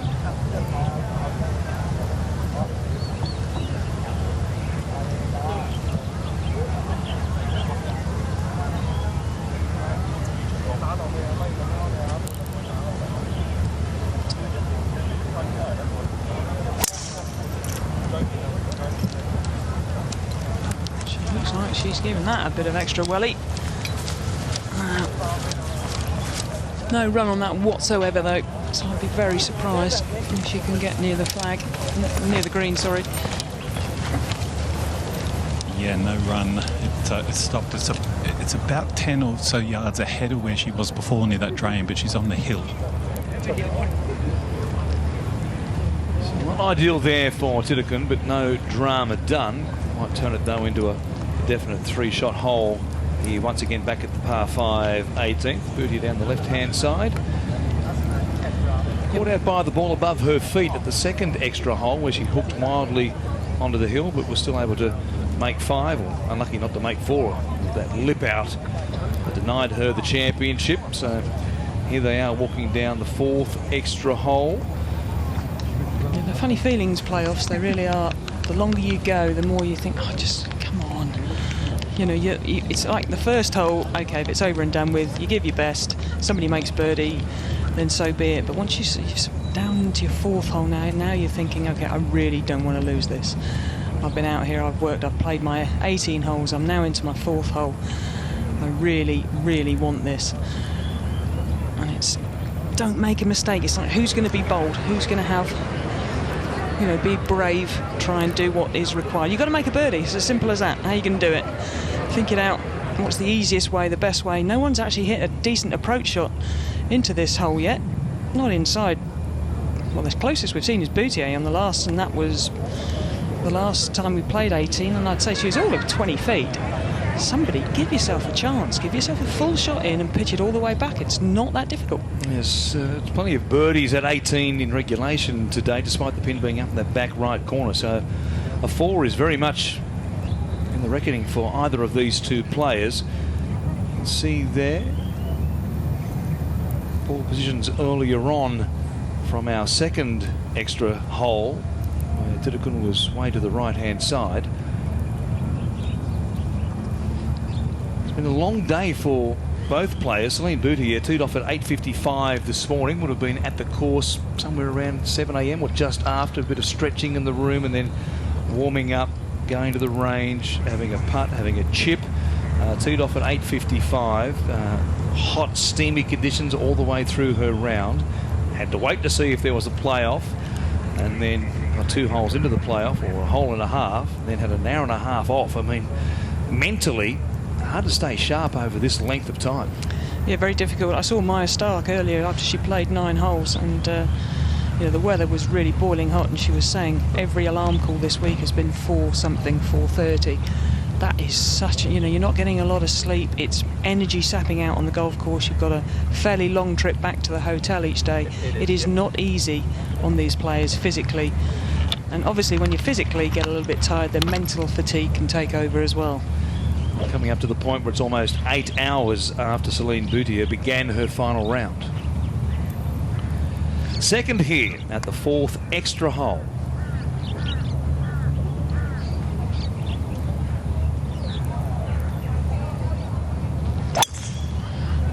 Shot. Well, this looks all right off the club, going a little left. Got a nice bounce and kick back towards the centre of the fairway, so she'll be pleased with that. Back a bit further than she has been. Now, the lie of Atias is not great. That's an understatement, Michael. Looks a bit of a shocker.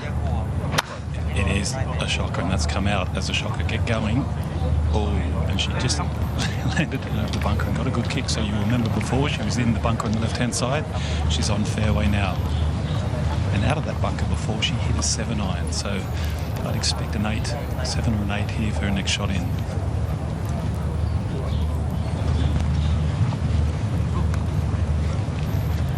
Well, yet again, you'd have to say advantage Boutier, and the fact that she's got a full shot in this time, I think is the one that we will see her hit. Probably a shot within 10 feet. So Tidekun, she really hasn't been in this since she's made her birdie in regulation play. She's sort of hanging on at the moment. Well, hit 2 blistering shots at the 72nd hole to set up the 2-putt birdie, but from that point on, made a bit of a mess of this 18th. Boutier has been finding the fairway, apart from the second extra hole, finding that landing zone short of the green. A couple of less than fantastic chips that she played from short of the green, the pitch that caught the leading club edge, and the grain did the rest on the club face and stopped her from really getting one close, and she's made pars as a result both times here, getting a third look at it in sudden death. Well, Michael, it looks like that Tidekun, we're just looking at the yardage book, she's got about 140 frontish. So if the pin's on, she's got about 165 uphill. Is that about right? Yeah, Trish, I just put a laser on it, had 170. So that's uphill with this sort of heavy weather. That's got to be every inch a 6 or 5, and even maybe a little baby 5-iron. She's pretty long, but... Well, the interesting thing was the bunker that she hit out of before. I asked a caddy afterwards, and he said it was a 7. So I just haven't been able to get the number here at the moment. But you're right, the air is really heavy. No wind.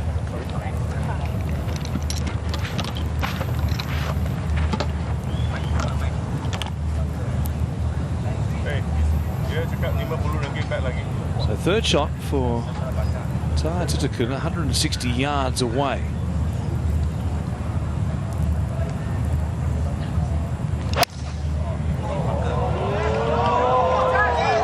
That's a good hit going to the centre of the game. And flying past the flag to around about 12 feet coming up for birdie. What a shot. What a shot. Absolute corker of a shot. That one, the sound on it was absolutely crisp as can be. You knew it from the moment she hit it. She was eyeing it up. Fabulous iron shot there from Tiddicombe. Right, okay, over to you, Celine.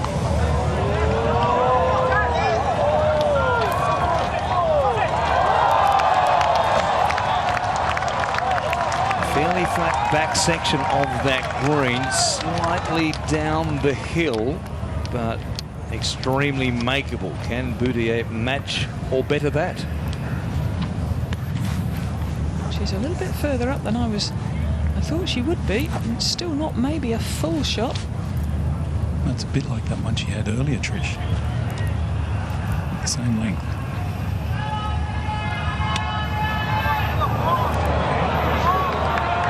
On target. Oh, it's all on. Anything you can do. Really got through the ball so well there. Took a massive divot. And it flew like a dart just beyond the flag. Watch it again. Just sawed off that follow through.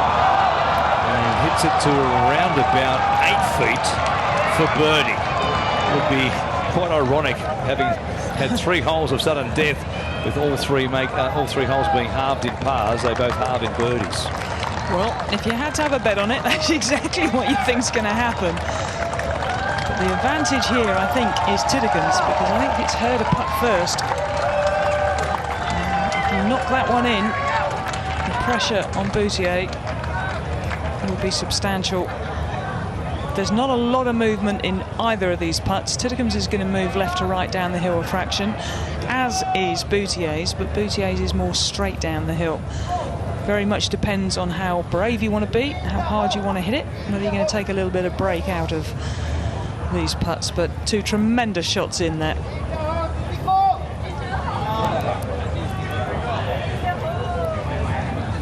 Well, as they say in the classics, fortune favours the brave. She's going to step up and do what she did in regulation, where she had 6 feet for birdie to force this playoff. Hit a super putt.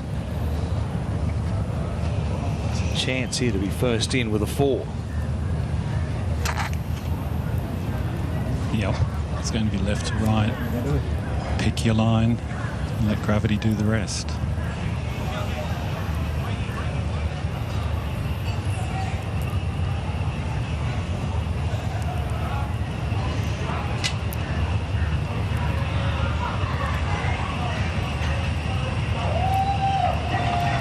It's tracking, it's tracking.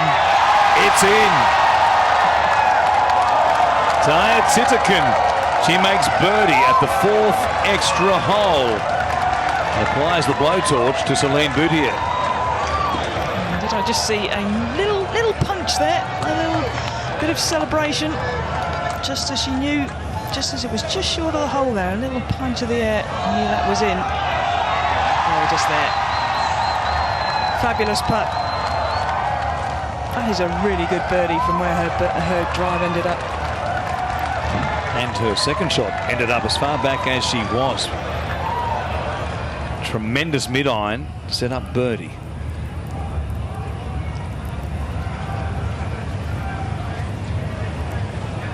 There's nothing quite like a match play situation, is there? Just so exciting. Changes the dynamic totally. You don't have to worry now. Boutier, this just has to go in so she can be aggressive. We know it breaks a fraction from left to right.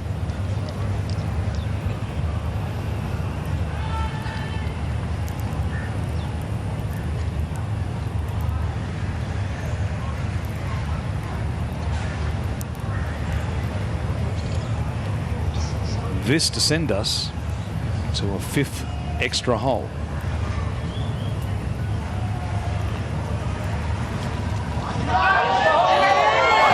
Which is where we are headed. Oh, what a clutch putt. amazing, really amazing stuff at this stage of the game. As you pointed out, how long have they been out there? This is just sensational. It really is. Hats off to these two. They're putting on a great show. It's exactly 8 hours since Celine Boutier teed off in the 4th and final round of this Maybank Championship. And she's still out there pouring in putts, trying to take the Tiger Trophy. It really is something else, isn't it? Two gladiators going at each other. She knew that was in. Look, just a little punch of the air. Don't see much emotion with Celine very often, but yeah, she deserved that one. So again, they head back over to the par 3 15 for the second time. Both made pars at the 3rd extra hole. They'll stare it down again. They know exactly the yardage and the club they hit before. One was left, one was right. Can someone hit one close here to claim this championship? So they're the Pied Pipers. Anybody following along behind, having a vantage point. See what has turned into some gripping theatre here this afternoon. Well, it really is fantastic stuff. I mean, these two are putting on a hell of a show. Don't forget, they've had an hour and a half as well, sat in the clubhouse in the air conditioning. They weren't allowed out to practice or any of that because of dangerous conditions, and they've come straight back out and carried on from where they left off. It's very impressive stuff. You know what, Trish? I might have to go and have a lie down. I mean, steady on, Michael. Oxygen to the fairway, please. It's just ridiculous out here how good it is. So good. Celine Boutier has played this hole 5 times now this week in competition, has made 5 pars. Well, you'd have to assume it's either time for a birdie or a bogey, would you not? Maybe. Well, she's got 6 on, same club, 6 iron again. I fancy one of them is going to hit this very close. 178 yards, 3 yards downhill from the tee to the middle of the green.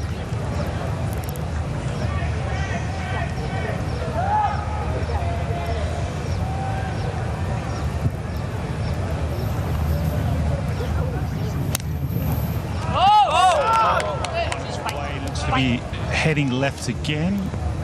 Oh, but feeding back down this time a bit more. The slope is helping. And that is a good one. Yeah, pretty decent. She likes bringing that in from left to right on this hole. It's a nice little kick off that slope. And she's got a nice uphill putt there for birdie. In regulation today, she had 21 feet up the hill from a similar range. See how that compares to what she's got now.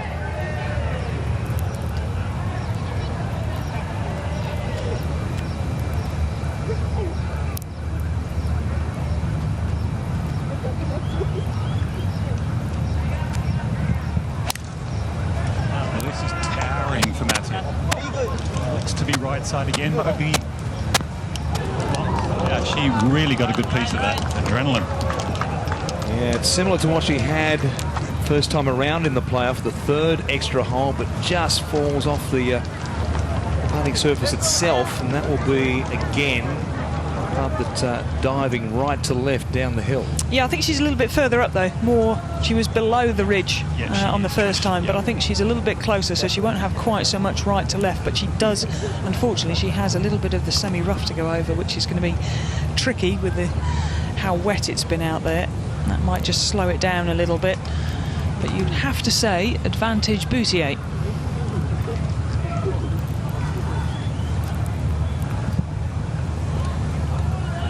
So this is playoff hole number 5. And 3 straight pars between them, twice on 18, once here. Went back to 18, made birdie. And we are here at the 5th extra hole, trying to find a winner as we return to Kuala Lumpur for the first time in a number of years after a break on the schedule from the LPGA Asian Swing for an event here at this Kuala Lumpur Golf and Country Club 2 layout facility.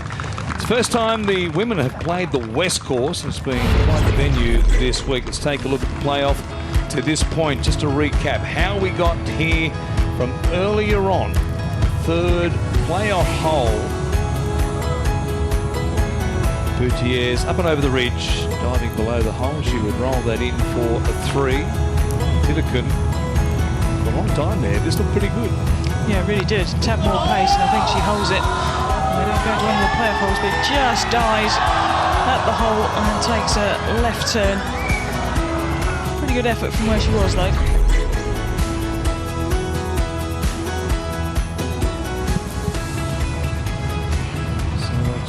Boutier first away here.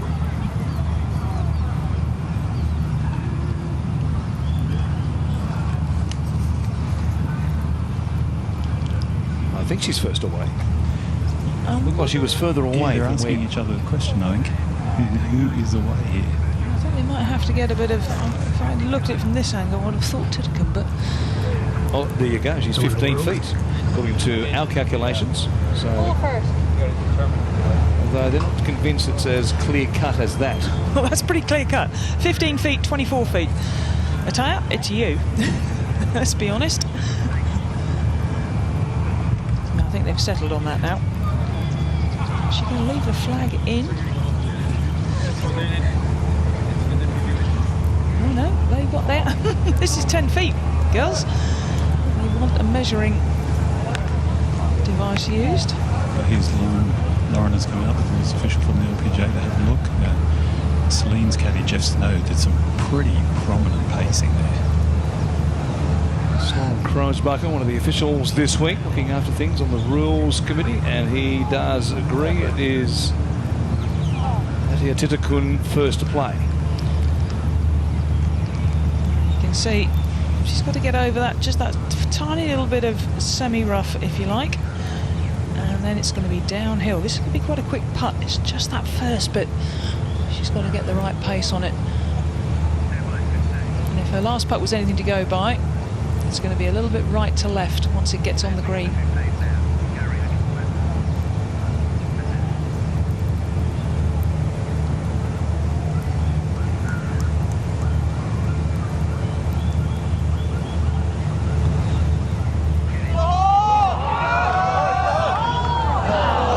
Same result as first time around, a couple of holes ago in this playoff.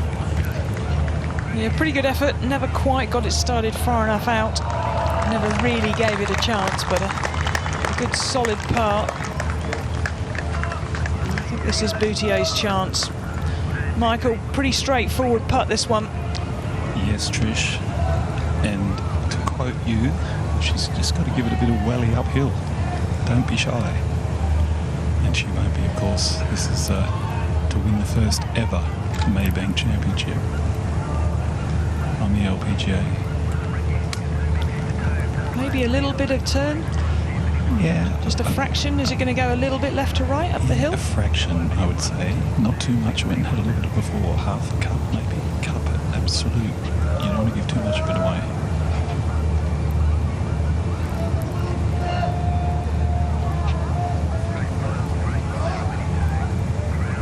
Great angle from behind. Just taking an extra moment to make sure wow, the ball is exactly where she wants it. You can see the water behind her. It's a mirror-like finish at the moment. No breeze at all, so still. A chance to make a little bit of history once again for the Frenchwoman.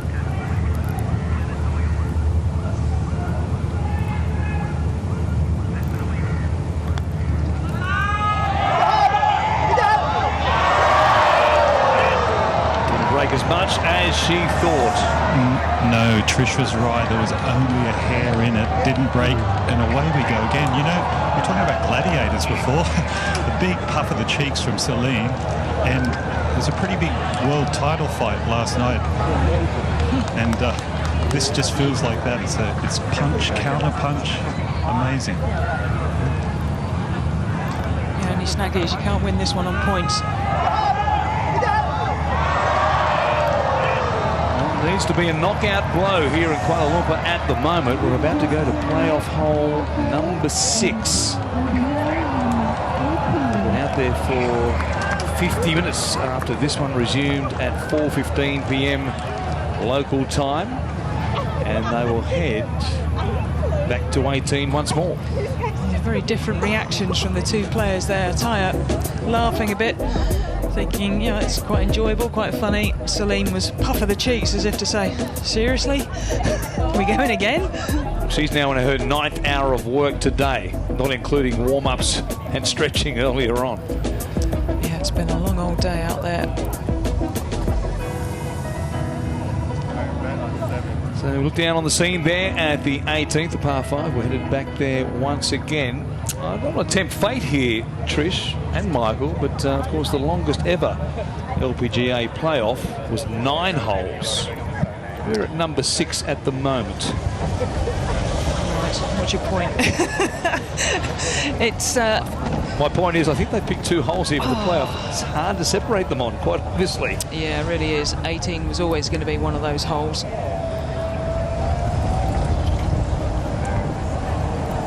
I think someone's going to run out of steam sooner or later. That's really, and that's unfortunate. You know, that it's going to probably be determined by someone's, well, just exhaustion almost. It won't be the dark. We've got plenty of light, which is good news. Apart from the cheeks from Celine Boutier, maybe a sign there that she is starting to feel the tension, the pressure, and the effort to be out here after it's been a long, trying day.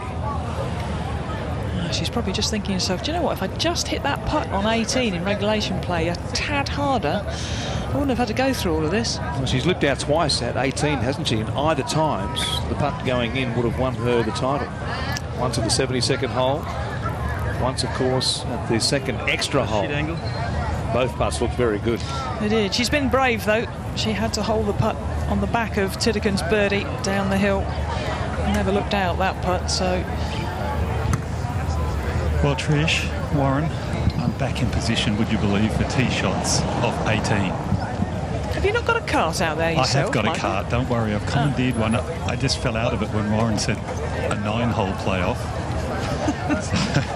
Given the lakes here at Kuala Lumpur Golf and Country Club, Michael, a hovercraft might be, you might be able to cut some time off and just cut across the course in your hovercraft. Absolutely. Well, you know, I think you're getting an honorary international membership, Warren, so you might be the man to sort me out. And, you know, that puff of the cheeks that you could see visibly, and she walked past me, Celine, and you could just say, you know, I started it whenever it was 8:55, did you say, the tee Yes, time? yes, she's now in her 9th hour of work. Yeah. So it might just be that war of attrition and physical. It is energy zapping out here. But we're getting ready to send one away on 18T again.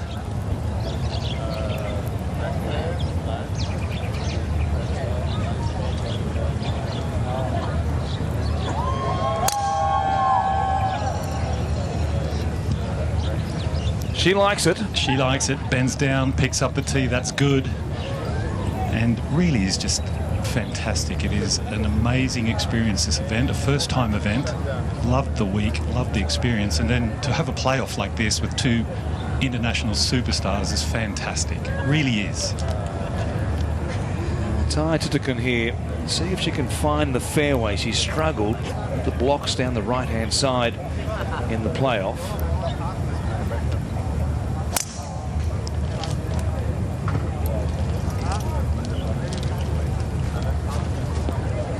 Well, she's gone left side this time, Warren. Not quite as long as earlier, but pretty darn good. I can see her giving that a rip with a 3-wood, try and get as close as possible to that front edge.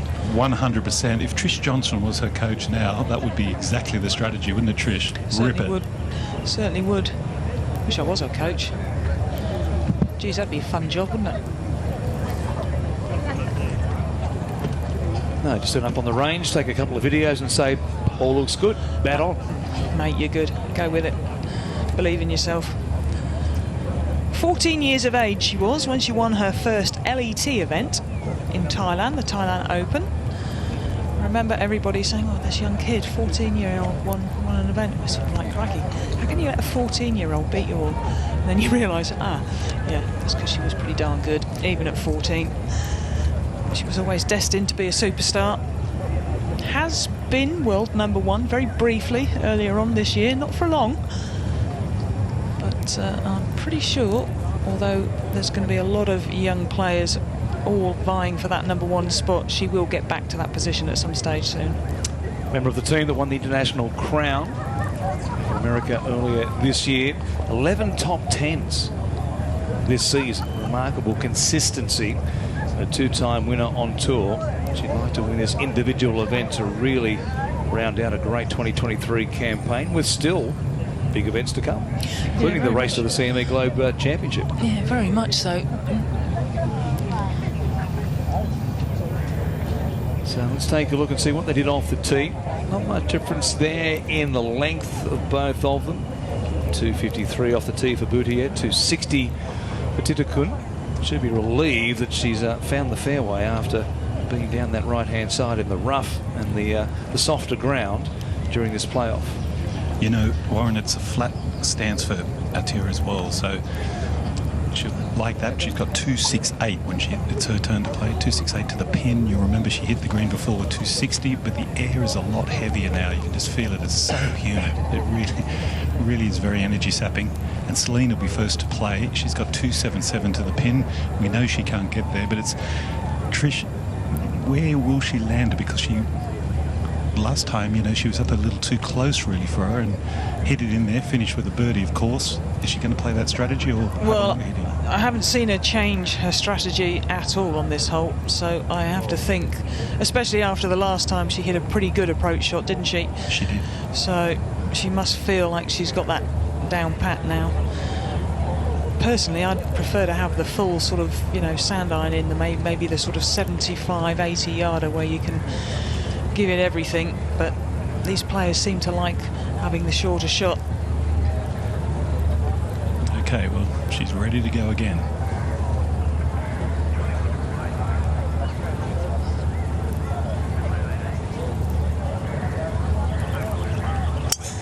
Oh, it's a good strike. They like it from behind, and that's just fine. It's almost the exact same position, I would say. Almost. Just about. Just about. Her body language off the back of that missed putt on 15 a moment ago at the 5th extra hole suggested she was a little fatigued, but she's responded to ironclad shots so far on this 18th.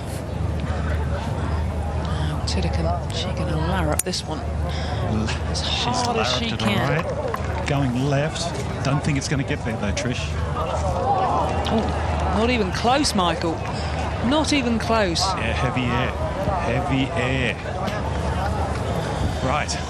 I'll just walk up 18 again if that's okay. The uphill from the second shots there to the green itself. Both of them once again. You wouldn't know this is hole number 6 of the sudden death playoff. She's had this attitude, this demeanour all day as a 20-year-old Atia Titakun. She's fun to watch, isn't she? Oh, great fun. And good attitude. There are, to emphasise the point earlier on, our insights by KPMG. 11 top 10s without an individual win so far in 2023. Yeah, very impressive. For Fudaway's actually had 4 top 4s this year, just hasn't quite got over the line. Mika Sasso, Nelly Korda. Interesting, isn't it? You look at Nelly Korda's stats there and you think she's had a shocker of a year. That shows how good a player Nelly Korda is. We just expect so much because she's just such a phenomenal ball striker. But Celine Boutier has had the year of her life. Ewan talked to her earlier in the week and said what were her expectations. Has she changed her goals? Well, of course she had to change her goals, because her goals were not to be first on the race to CME Globe. But after she won Evian and then backed it up with a win at Scotland, having won 3 events this year already, she suddenly finds herself at the very, very top of the race to CME Globe with just 3 events to go. Yeah, quite openly said earlier this week off the back of what she'd done so far this season, that the number 1 spot really was her goal, to take out that race to the CME Globe. Here she is next to the drain there in the collection area, short of the 18th green. Is their 24th hole of the day. That sort of hurts my head when you say that, Warren. It's almost become a mini Solheim Cup day. Well, was the crowd here for it? It's got a bit of that feel. And she is 77 yards to the pin now. Yeah, that's quite a nice yardage. That's a sort of, you know, almost a full 60 degree. On that upslope, though, maybe not the club she wants to hit, maybe get a little bit too much spin, so maybe just take it down to the 56 or 55 if she's got that, and just a 3/4 sort of shot. She's on the flat, which is nice. Just trying to get as good a lie as she can get. You're allowed 1 club length, of course, placing this week, due to the dew first thing in the morning more than anything else, but also I think just in case the huge downpours came, they knew. It's hard to believe we had a downpour for an hour. Really, when you look at the state of this course, credit to the superintendent and the entire team. It is amazing.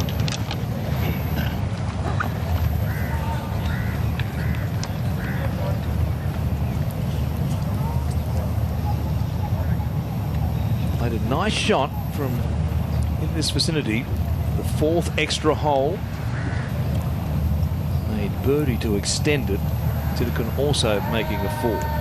Boutia first to play.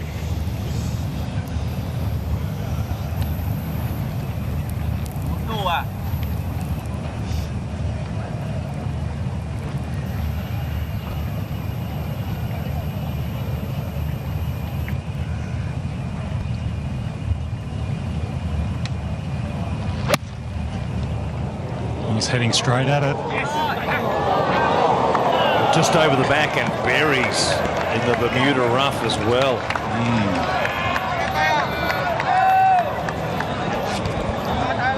I was sort of expecting that for her to play a higher shot that Trish was talking about, but that came out quite flat.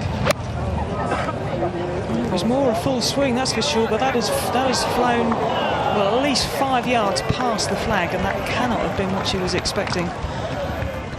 So advantage to Titican here.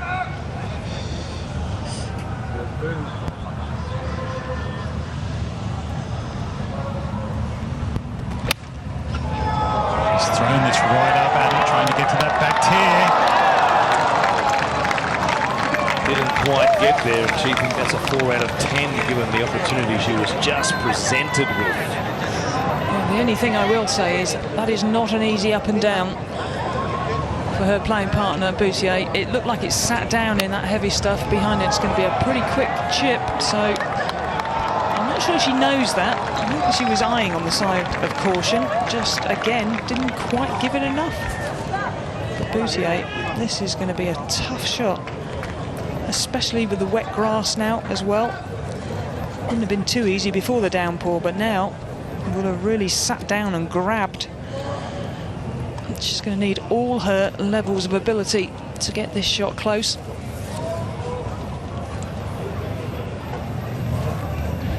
Now, Trish, I'm not Usain Bolt, so I haven't been able to get up there and have a look at that lie. Actually, Michael, we can see you, so no, we're absolutely sure. 1, you're definitely not Usain Bolt, and 2, we know you haven't seen it. Look, good on both counts. This is very difficult. Can't see any of the ball.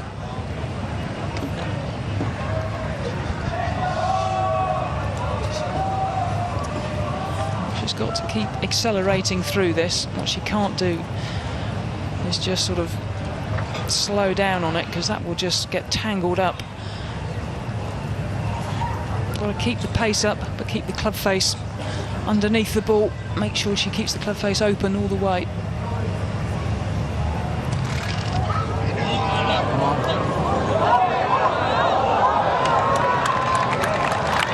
Bad from where she was. Left herself just on 3 feet for par.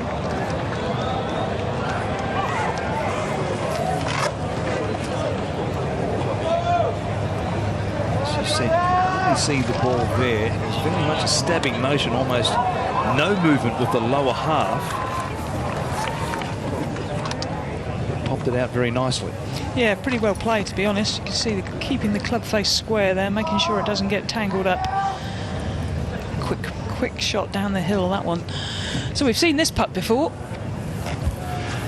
Yes, this is the one that goes right to left ever so slightly that Boutier had earlier on, which finished maybe a ball and a half short, right in the heart.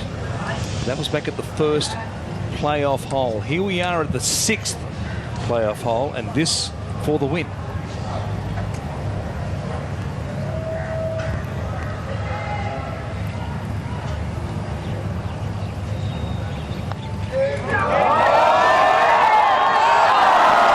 Slides past once again.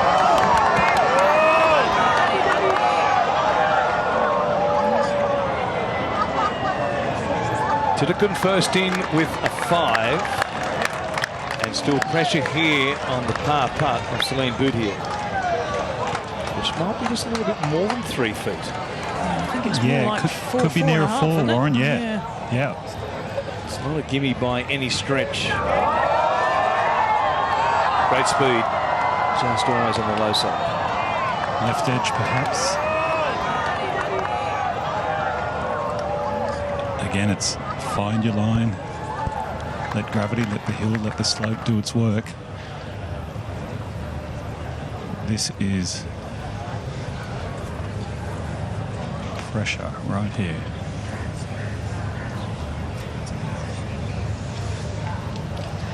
To send us back to the 15th, the par 3, for a 3rd time and a 7th extra hole.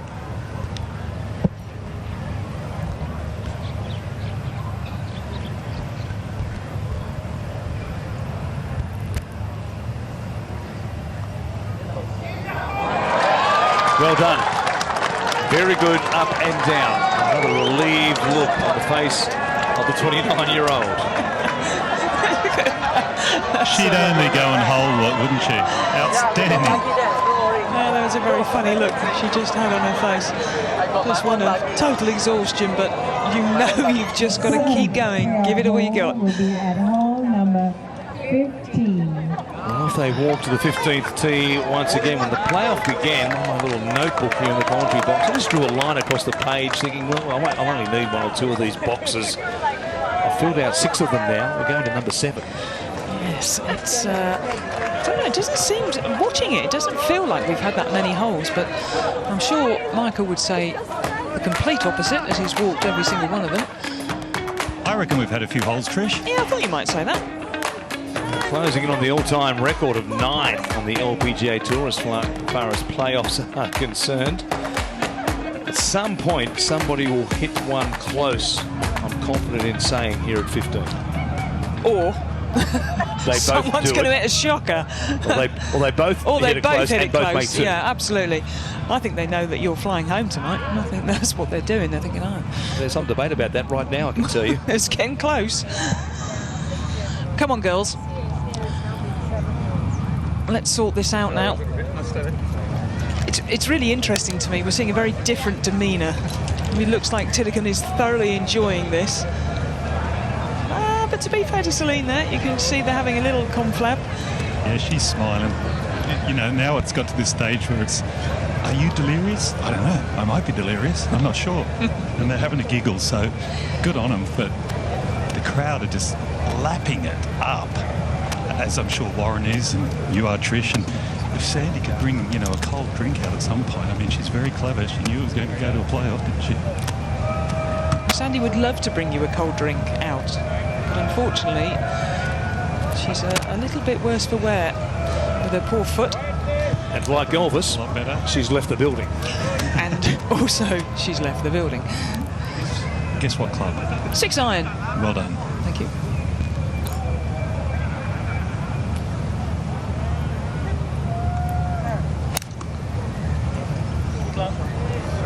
Going left again. She likes that though. That's going to come in. It's up past the pin, and is that going to come back down? No, stays there. That's interesting. Same club again, pitched about 2 or 3 yards longer than any of the other shots she's hit in there. Maybe a little bit of adrenaline still she's got going there. Now Titican hasn't hit a shot left of this flag yet. Everything's been up the right hand side. Eventually I feel like she's going to get one bang on.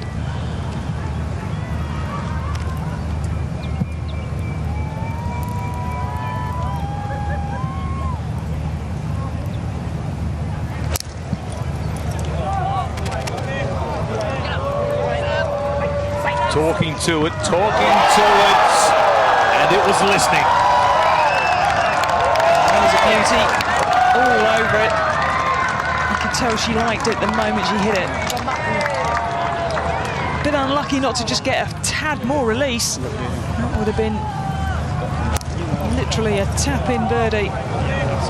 You called it. You said she was due, and that was all over. Fantastic. You see her just saying, please be the club, please be the club. That's online, be the club, and it was. Huge chance now to make two. She'll have to sit back and wait and see what Celine Boudier can do first up. From beyond the flag, Boudier will have a putt coming slightly down the hill, bending left to right. With the advantage now very much for the 20-year-old from Thailand.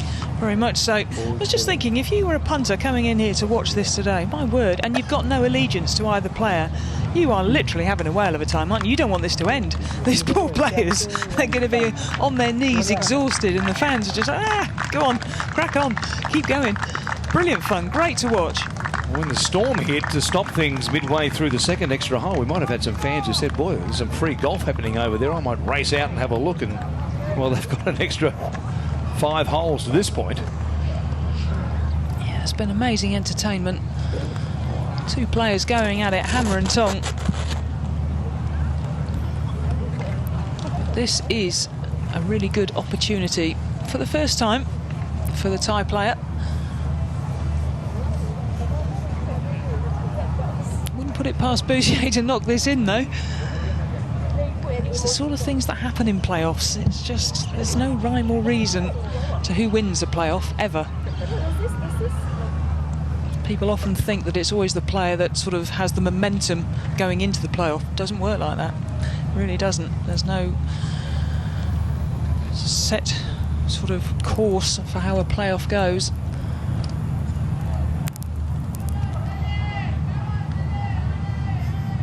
The line here right around the hole just to see what it will do as it loses speed in that last 4 to 5 feet. Now I'll look from behind as well at the overall putt. Well, Warren, our great team from Virtual Eye have just told me she's got 27 feet downhill, left to right, and Atia is in there about 12 feet straight up the hill.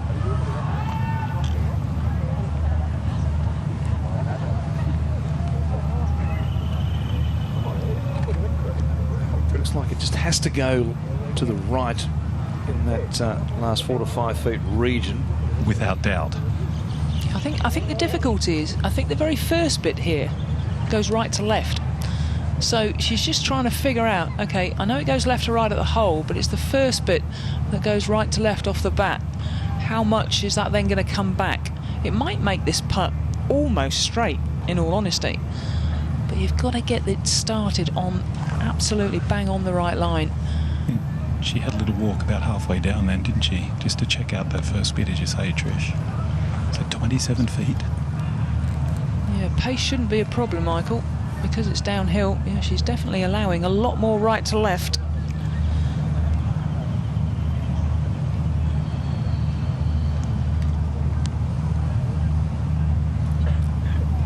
Boudier for birdie at the 7th extra hole.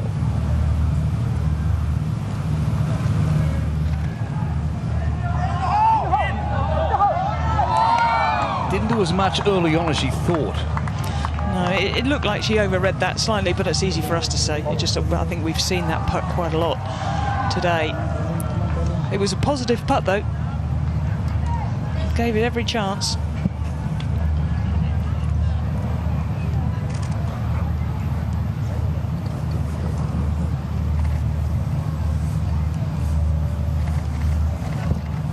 As we heard from our Virtual Eye team, 12 feet left here for Titakun, back up the slope.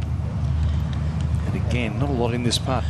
No, but I think we know this one is going to fall. If you don't keep the pace up, it's going to fall to the left, up the hill. If you keep your pace up, not a lot in it. Maybe just sort of right centre. How aggressive is she going to be?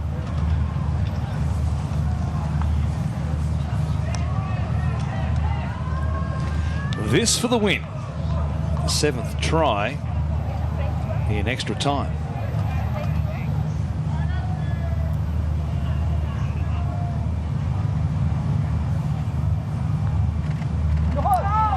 Just a straight pull off the club face, wasn't it? So tap in again and force Boudier to make around about a 3-footer for par. And if she does make it, we'll head to playoff hole number 8. This is not straightforward. I don't think this is as easy a putt as most people think. This is not a gimme. It certainly isn't, Trish. I agree. It's one that she's got to be very positive with. As you said, if it loses pace, it can dive to her left. Talk about rumble in the jungle, thriller in Manila. This is just amazing in Malaysia. And our hydration levels are rapidly disappearing. This to keep it going.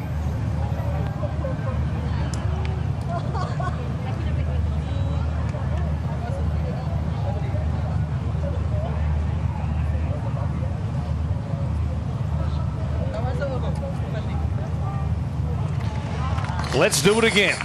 We'll head to playoff hole number 8, and we are closing in on history in a number of ways here in Kuala Lumpur this afternoon. Well, this is extraordinary, it really is. I did think that putt from Titikum wasn't as easy as it looked. She didn't hit a good putt. Well, they have both had chances to get this done after being tied at 21 under par at the end of 72 holes. She was almost doing the limbo there, Celine Boutier. Titikum at 15 earlier on at the 3rd playoff hole had that miss.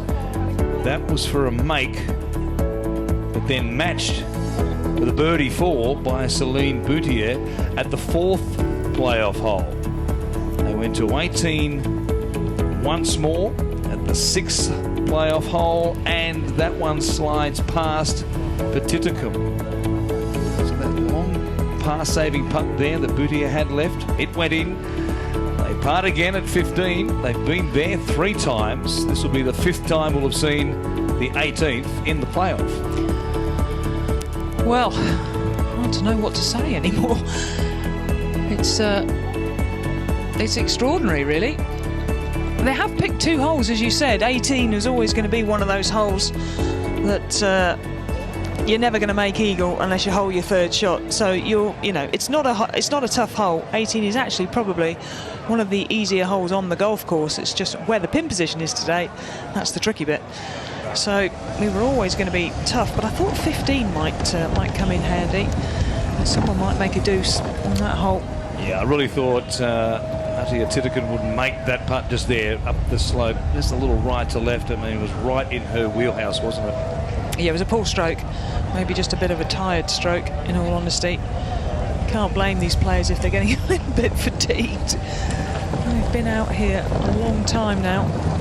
Well, you're hanging in there, guys. I like the sound of it. That's good. It's got to be good. I just saw Bill Murray and a groundhog just a moment ago. Well, I don't know if it's going to be a Cinderella story, but boy, it's going to be a story, that's for sure. Well, this crowd has not left. I must say some of the patrons on the right-hand side of the Maybank hospitality are pretty well primed at the moment, but loving it. Well, I'm slightly concerned about you, and he's been up in the hospitality area waiting for the winner for nearly 3 hours now. So I hope he's just on the water. Well, Ewan Porter needs to come back down and talk to all of us, because I think he said his last 5 events have been a player, and that's him. It's Ewan who's responsible for all of this. He's the common denominator, is what you're saying. He is the common denominator, Trish. That's right. No doubt we'll get a message from him soon saying it's got absolutely nothing to do with him. No doubt, but again, we're out here, heavy air, no wind. You guys know the story. Yeah, nothing changes on 18. 3-shotter. I wonder if they'll think in the next future years of this tournament, perhaps that tee box goes up 50 or so. Maybe the tee box goes up 30 yards with every playoff hole that goes by, and in the end we end up 30 yards off the front of the green. That's a novel approach. It's a funny thing that, though. I once played in a playoff and played in a 6-hole playoff, and there was talk about moving the tee forward after we'd played 4 or 5 holes, and actually myself and my caddy said, well, no, because the other player's longer than me, so it gives her a massive advantage, and that would be the same for Titican right here. Oh, absolutely. So at the 8th playoff hole, Celine Boutier with the honour. Are you getting slightly fatigued yourself? The heat is really starting to take an effect. Look at that lovely shot, right-hand side of the fairway. 8 playoff holes, Warren. I've run out of ink in the pen. Sandy's yardage book is an absolute mess.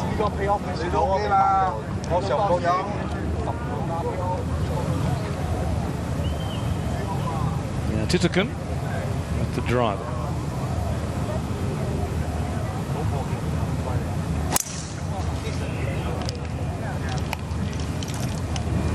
She's picked tee peg up pretty quickly and very good. Yeah. Fairway finder once again, both of them on the short grass. It's been tough work for the players. Spare a thought for the caddies. Going to go the best part of 27 holes, or who knows how long this goes on for today. They could just walk off the course and go jump straight into the 50-metre Olympic pool out the front, and they might be joined with the several cases of beer by our TV crew, the hard-working crew out there with cameras, audio assistants. We have our radio frequency assistants as well, bringing you the pictures and the sound back to our TV compound to be beamed out to the world. So ladies and gentlemen of the crew, congratulations to your efforts over the past 4 days in extremely trying conditions. I know we've mentioned the heat and the humidity a lot while we've been here in Kuala Lumpur, but you can't, Trish, overemphasize just how draining it can be out there for any length of time. Absolutely. No, a massive, massive shout out to all the boys and girls that have worked the TV, cameramen, camerawomen, everybody out on that golf course and here where we are. Long hours, and hopefully we're putting together a fantastic product.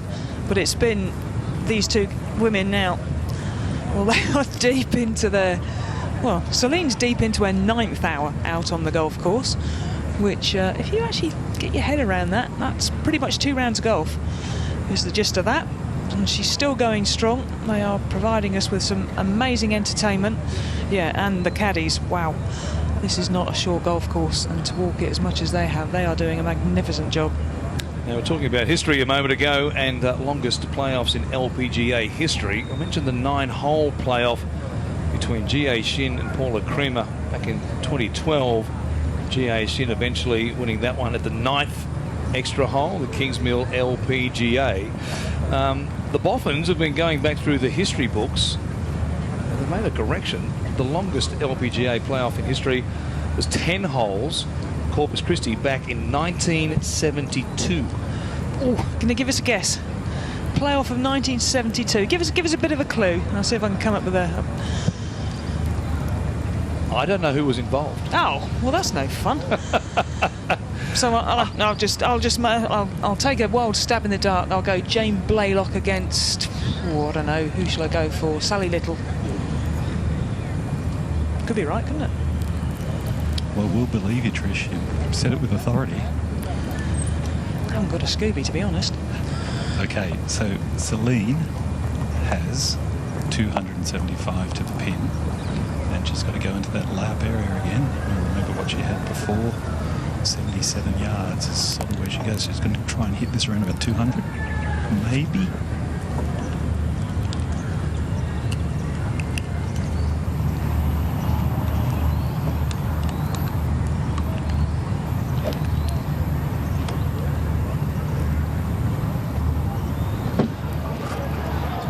Exactly the same position, pretty much. Just going to put it down that left side of the fairway. Give her a good line in. Yep, she started down the right-hand side and it's drawing back beautifully, and it should be on the left-hand side of the fairway, Trish. She'll do it over once again. She's been there so many times. Waits on while Titakun looks at this. Looking at that opening, the front left of the green. That didn't look like the 3-wood though. No, that wasn't Trish. There. Definitely not the 3-wood. So she's laying up. Yeah. Now, Trish, you're the current US Women's Senior Open champion. Talk to us about mental strength. We've been talking about the physicality, but what's going on in their minds, do you think? How do you just lock in here when you're 8 holes deep in a playoff? While you think about that, Trish, and formulate an answer, I can tell you that mental strength was pretty much to the fore in 1972 at Corpus Christi because Joanne Prentice defeated Sandra Palmer and Kathy Whitworth. Whoa, there's some blast from the past. Kathy Whitworth, the most successful, don't we say in America, winningest? And I know that's not a word. So, and I hate saying it, but she's won 88 tournaments, Kathy Whitworth. Unfortunately, we lost her last year. But what an ambassador for golf Kathy Whitworth was.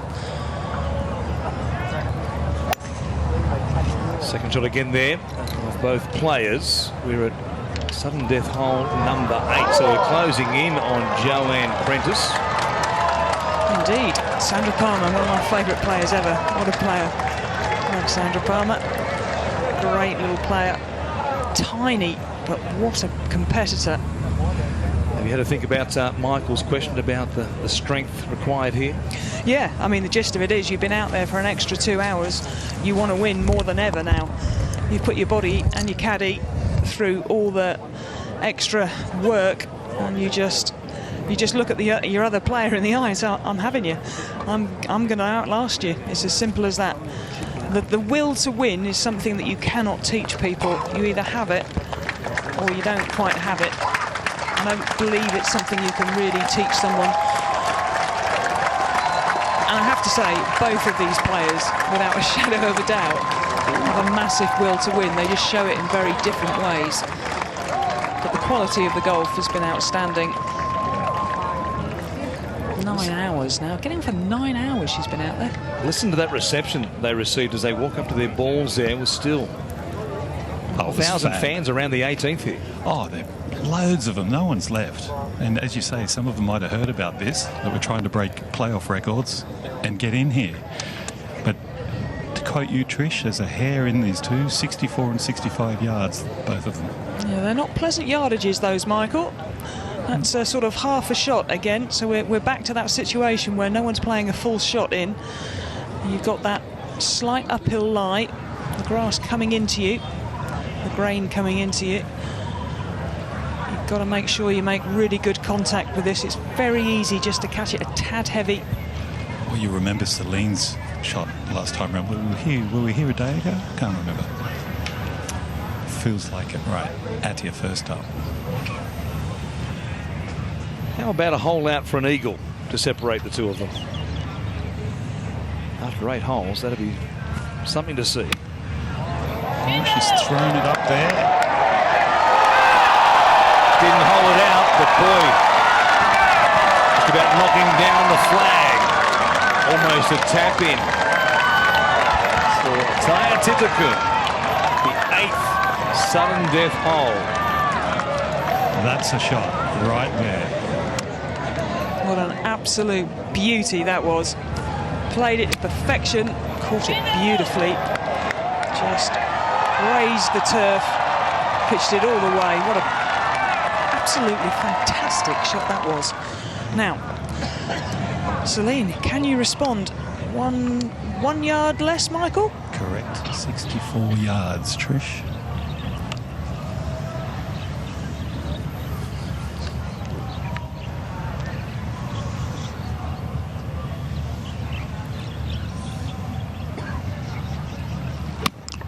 Coming in a lot lower. Oh,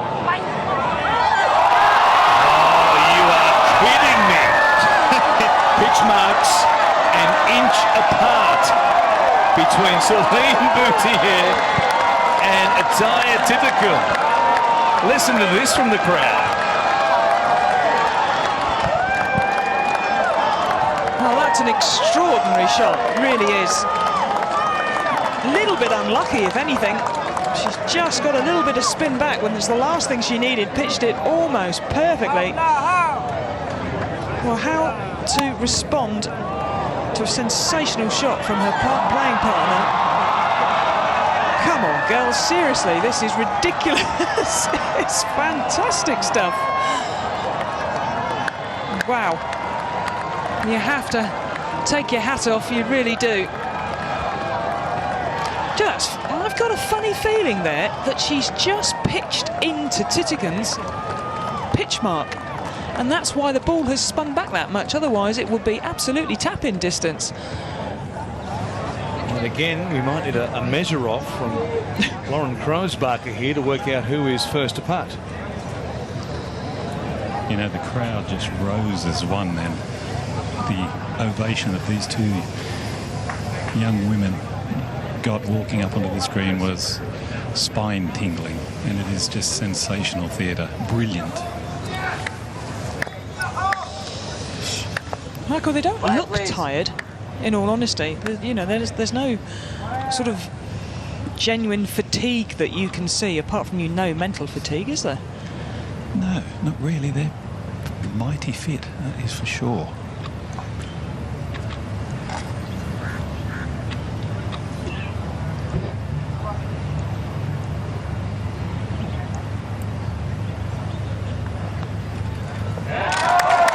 Nicely done.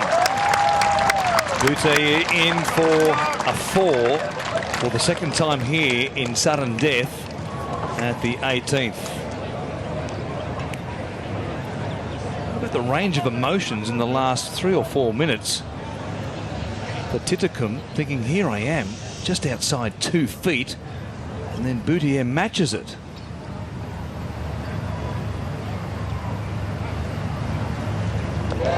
Safely in, and we will go to sudden death hole number 9. Will be at hole number 15. It's a joy to watch, it really is. Sensational golf.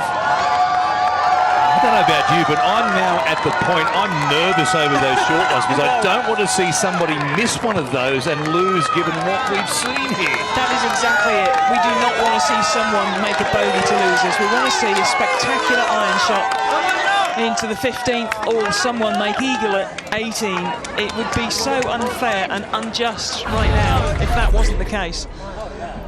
Oh, we have a couple of iron women here. What we've just seen in the last 5 minutes bears looking at once again. What a shot the 20-year-old Thai played. Pitched pin high, sat down so quickly, just outside 2 feet. So much pressure on this particular pitch. Remembering Celine Boutier last time around flew it over the back and into the thick Bermuda rough. What a response. Just sensational stuff, really was. I think the last 2 holes that we played, Titigan must have been thinking, okay, this is my time. The putt on 15 up the hill, pretty straightforward, and then absolutely stiffs it at 18, but just to be followed in with just a really sensational pitch shot from Boutier. Can't separate them. Let's just hope and pray that someone... How do we finish it with a hole-in-one? How good would that be? 9th playoff hole, hole-in-one. I'll take it right now. You know. Yep, I'm in for a hole-in-one. You know we're headed for history here. The record is 10. I can see us motoring past that. It's currently 5:49 p.m. local time in Kuala Lumpur. And if you've just turned on your TV, you've missed 8 sudden death holes. They've gone blow for blow and can't be separated. Celine Boutier still with the honour. And I just had a chat to a caddy, Jeff, and they've been hitting 6-iron all the time. And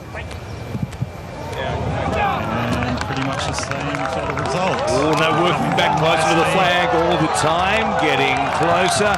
What a shot by Boutier. That's a beauty.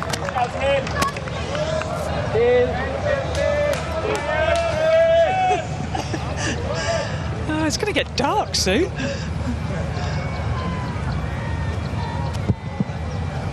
We've got, I think, at least an hour left here of playable light.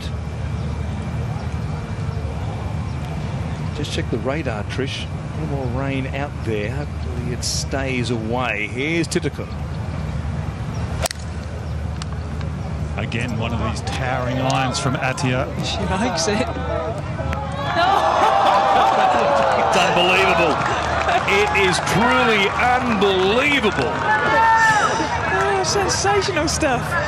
All over the flag. You could tell the moment she hit it, she loved it again. Oh, this is just out of this world. They've played 8 extra holes. They birdied the 18th, both of them twice. Very makeable birdie putts coming up here at number 15 on the layout, our 9th extra hole. Watch these 2 tee shots once again. She started the ball left every time on this hole. On purpose, it does come round, but this one she's judged to perfection. It's got the roll back towards the flag, maybe 7 or 8 feet down the hill. I think that's good. Well, then Tilligan stands up there. 6-iron again. Did a great shot in last time, but this one even better. All over the flag. Sensational stuff. Well, it's a privilege to be here to see this. 2 ball-striking machines in Celine Boutier and also Taya Titicum. And the gallery won't go away. Nobody has left. Those who hung around beyond the resumption when we got back underway at 4:15 p.m. That's over an hour and a half ago now, after what was a 90-minute delay. Nobody has left because they're enthralled by what they're seeing.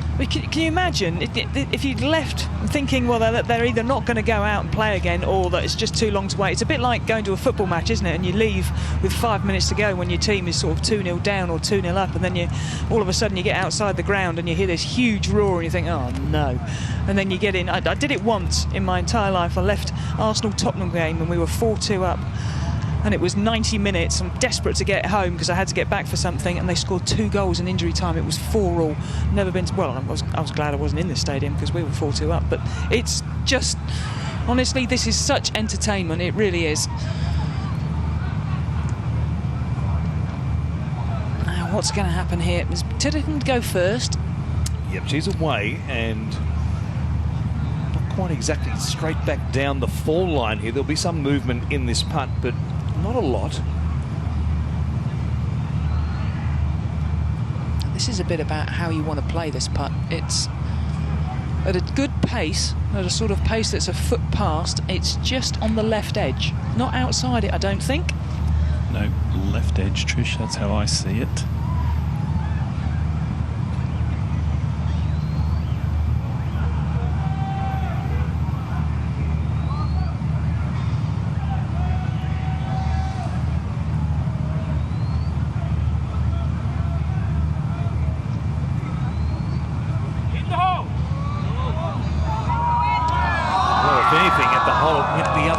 Stays out. She just started it outside though, didn't she? Just a fraction outside the hole. So it's a 3 for Titicum at the 9th extra hole. The birdie putt coming up for Boutier to win it finally. You have to think that this is finally going to be the end. She knows this putt. She's had from this side every time. She hasn't been behind the hole, but this one will break just a fraction more. Not much in it. Again, I don't think it's outside the hole. Surely.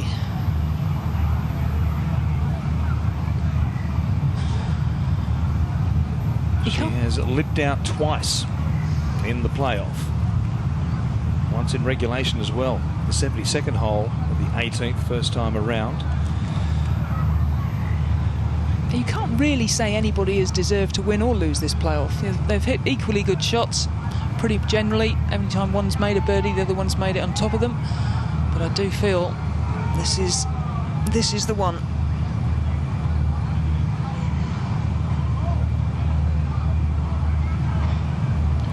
For the win at her 27th hole today.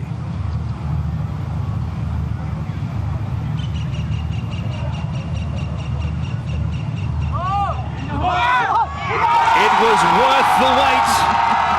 Celine Boutier is the 2023 Maybank champion. After 9 sudden death holes, they went blow for blow, toe to toe, and in the end, Celine Boutier wins for the 4th time in 2023 to cement her place at the top of the CME Globe rankings, and she'll need more than water after that.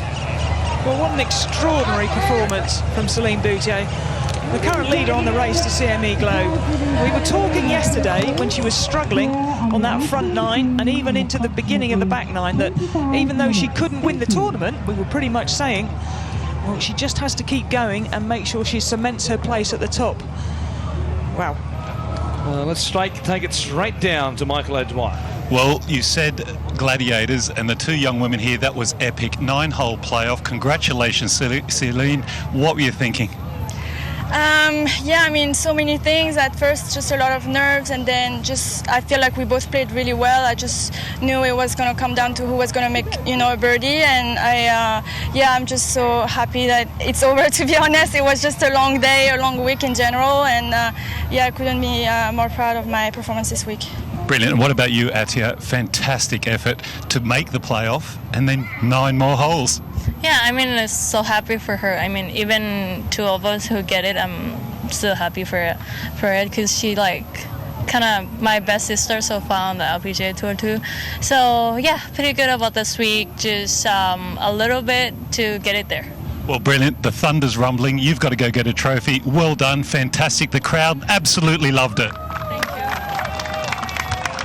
Celine Boutier and Atia Titakun arm in arm beside the 15th green after 9 absorbing playoff holes. We were 1 from history for the longest playoff ever in LPGA history. Let's take a look at it once again. Celine Boutier, 15th year at Olympic Golf and Country Club. Her prayers were finally answered. All our prayers were finally answered. It was just extraordinary. One of those lovely putts you hit and you know the moment you hit it, she could tell that's online the whole way. It's never going anywhere else and it's got the momentum to carry it into the hole. And that is half of each. That is absolute elation, but a lot of relief that it's finally over as well. There's no doubt about that. Nice hand from her opponent, who birdied 3 of the last 4 holes in regulation. Atia Titakun to force this playoff against Celine Boutier, who had to wait to see what was going to happen. Jasmine Suwanapura had a chance to make the playoff as well. She came up short, making bogey at 18. Titakun birdied it, and we had 9 more holes. The playoff began a long time ago. I can't even do the maths to tell you the truth. How long ago it started? Yesterday. It seems like it. It seems like it.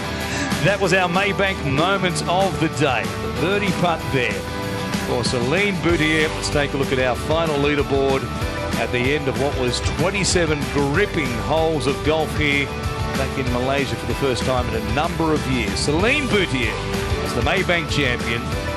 Atia Titakun finishes up in 2nd. She fired a 68 today. Jasmine Suwanapura there with Rose Zhang, who had the overnight lead going into round 3. She led by 1. Pei-Yun Chen in outright 5th.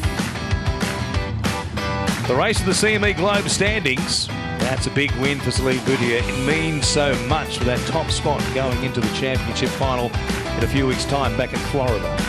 Yeah, a sensational performance really from nowhere as well. Yesterday, not really involved in the conversation. Next thing you know, she's increased her lead at the top of the race to CME Globe. And that will be one of the most satisfying wins of her entire career. Well, it's been quite the day, a very long day. The best part of almost 9 hours here on course when she teed off at 8:55 a.m.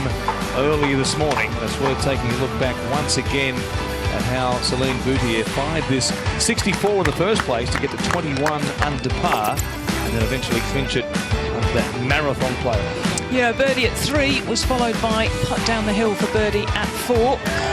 Great start. At the 5th, Back of 2 straight birdies. Set for the par 5s on the front 9, coming over the water. Wedge in hand, back right pin. It all worked out very nicely for the Frenchwoman. This is a great tee shot. Her favourite 6-iron, now we know why. Loves the 6-iron. This was into number 8.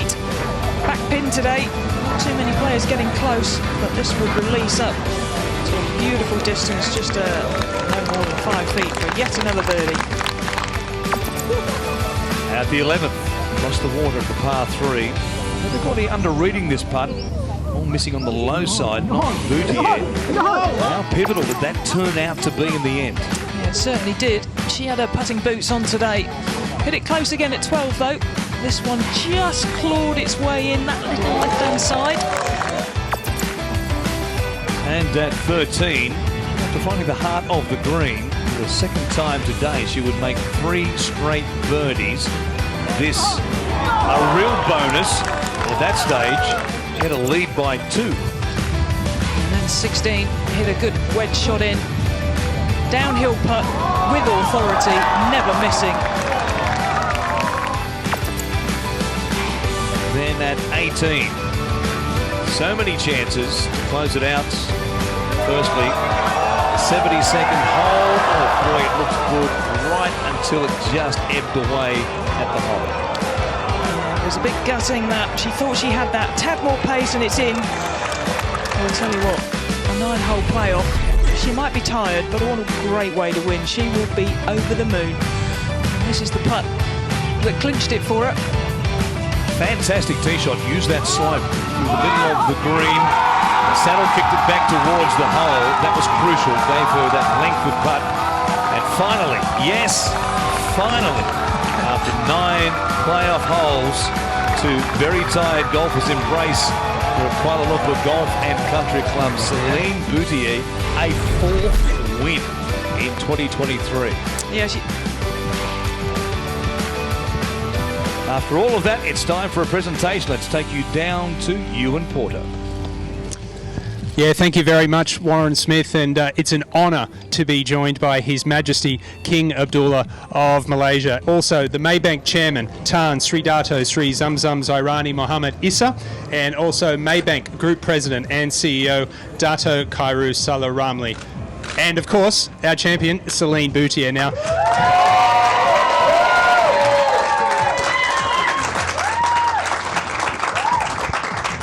a very well-deserved round of applause there, Celine. Now, starting out today, I'm sure you had no idea you'd be playing 27 holes and spending 9 hours here. How much of an emotional and physical roller coaster was it out there? Yeah, it was definitely a grind from the start to finish. I definitely feel like I was coming from a lot of strokes back, but I just try to, make myself as many opportunities as I could, and I was able to go in the playoff, and then from there on, it was just like also a roller coaster. I just feel like Ataya is such a great player, so steady, and obviously a little bit longer than me as well. So I felt like she definitely had an advantage on 18, but just to be able to get it done after 9 holes is just so rewarding, and definitely a little bit tired.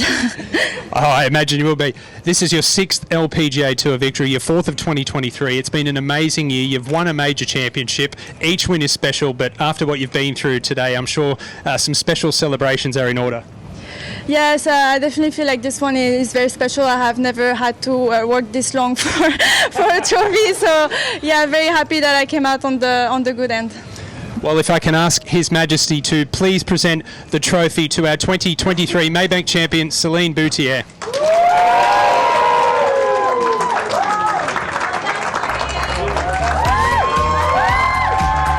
What a trophy, what a moment, what a day we've seen.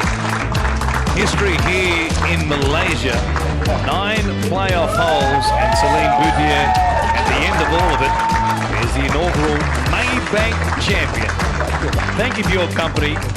On behalf of Trish Johnson, Michael O'Dwyer, Ewan Porter and Sandy McKenzie, I'm Warren Smith.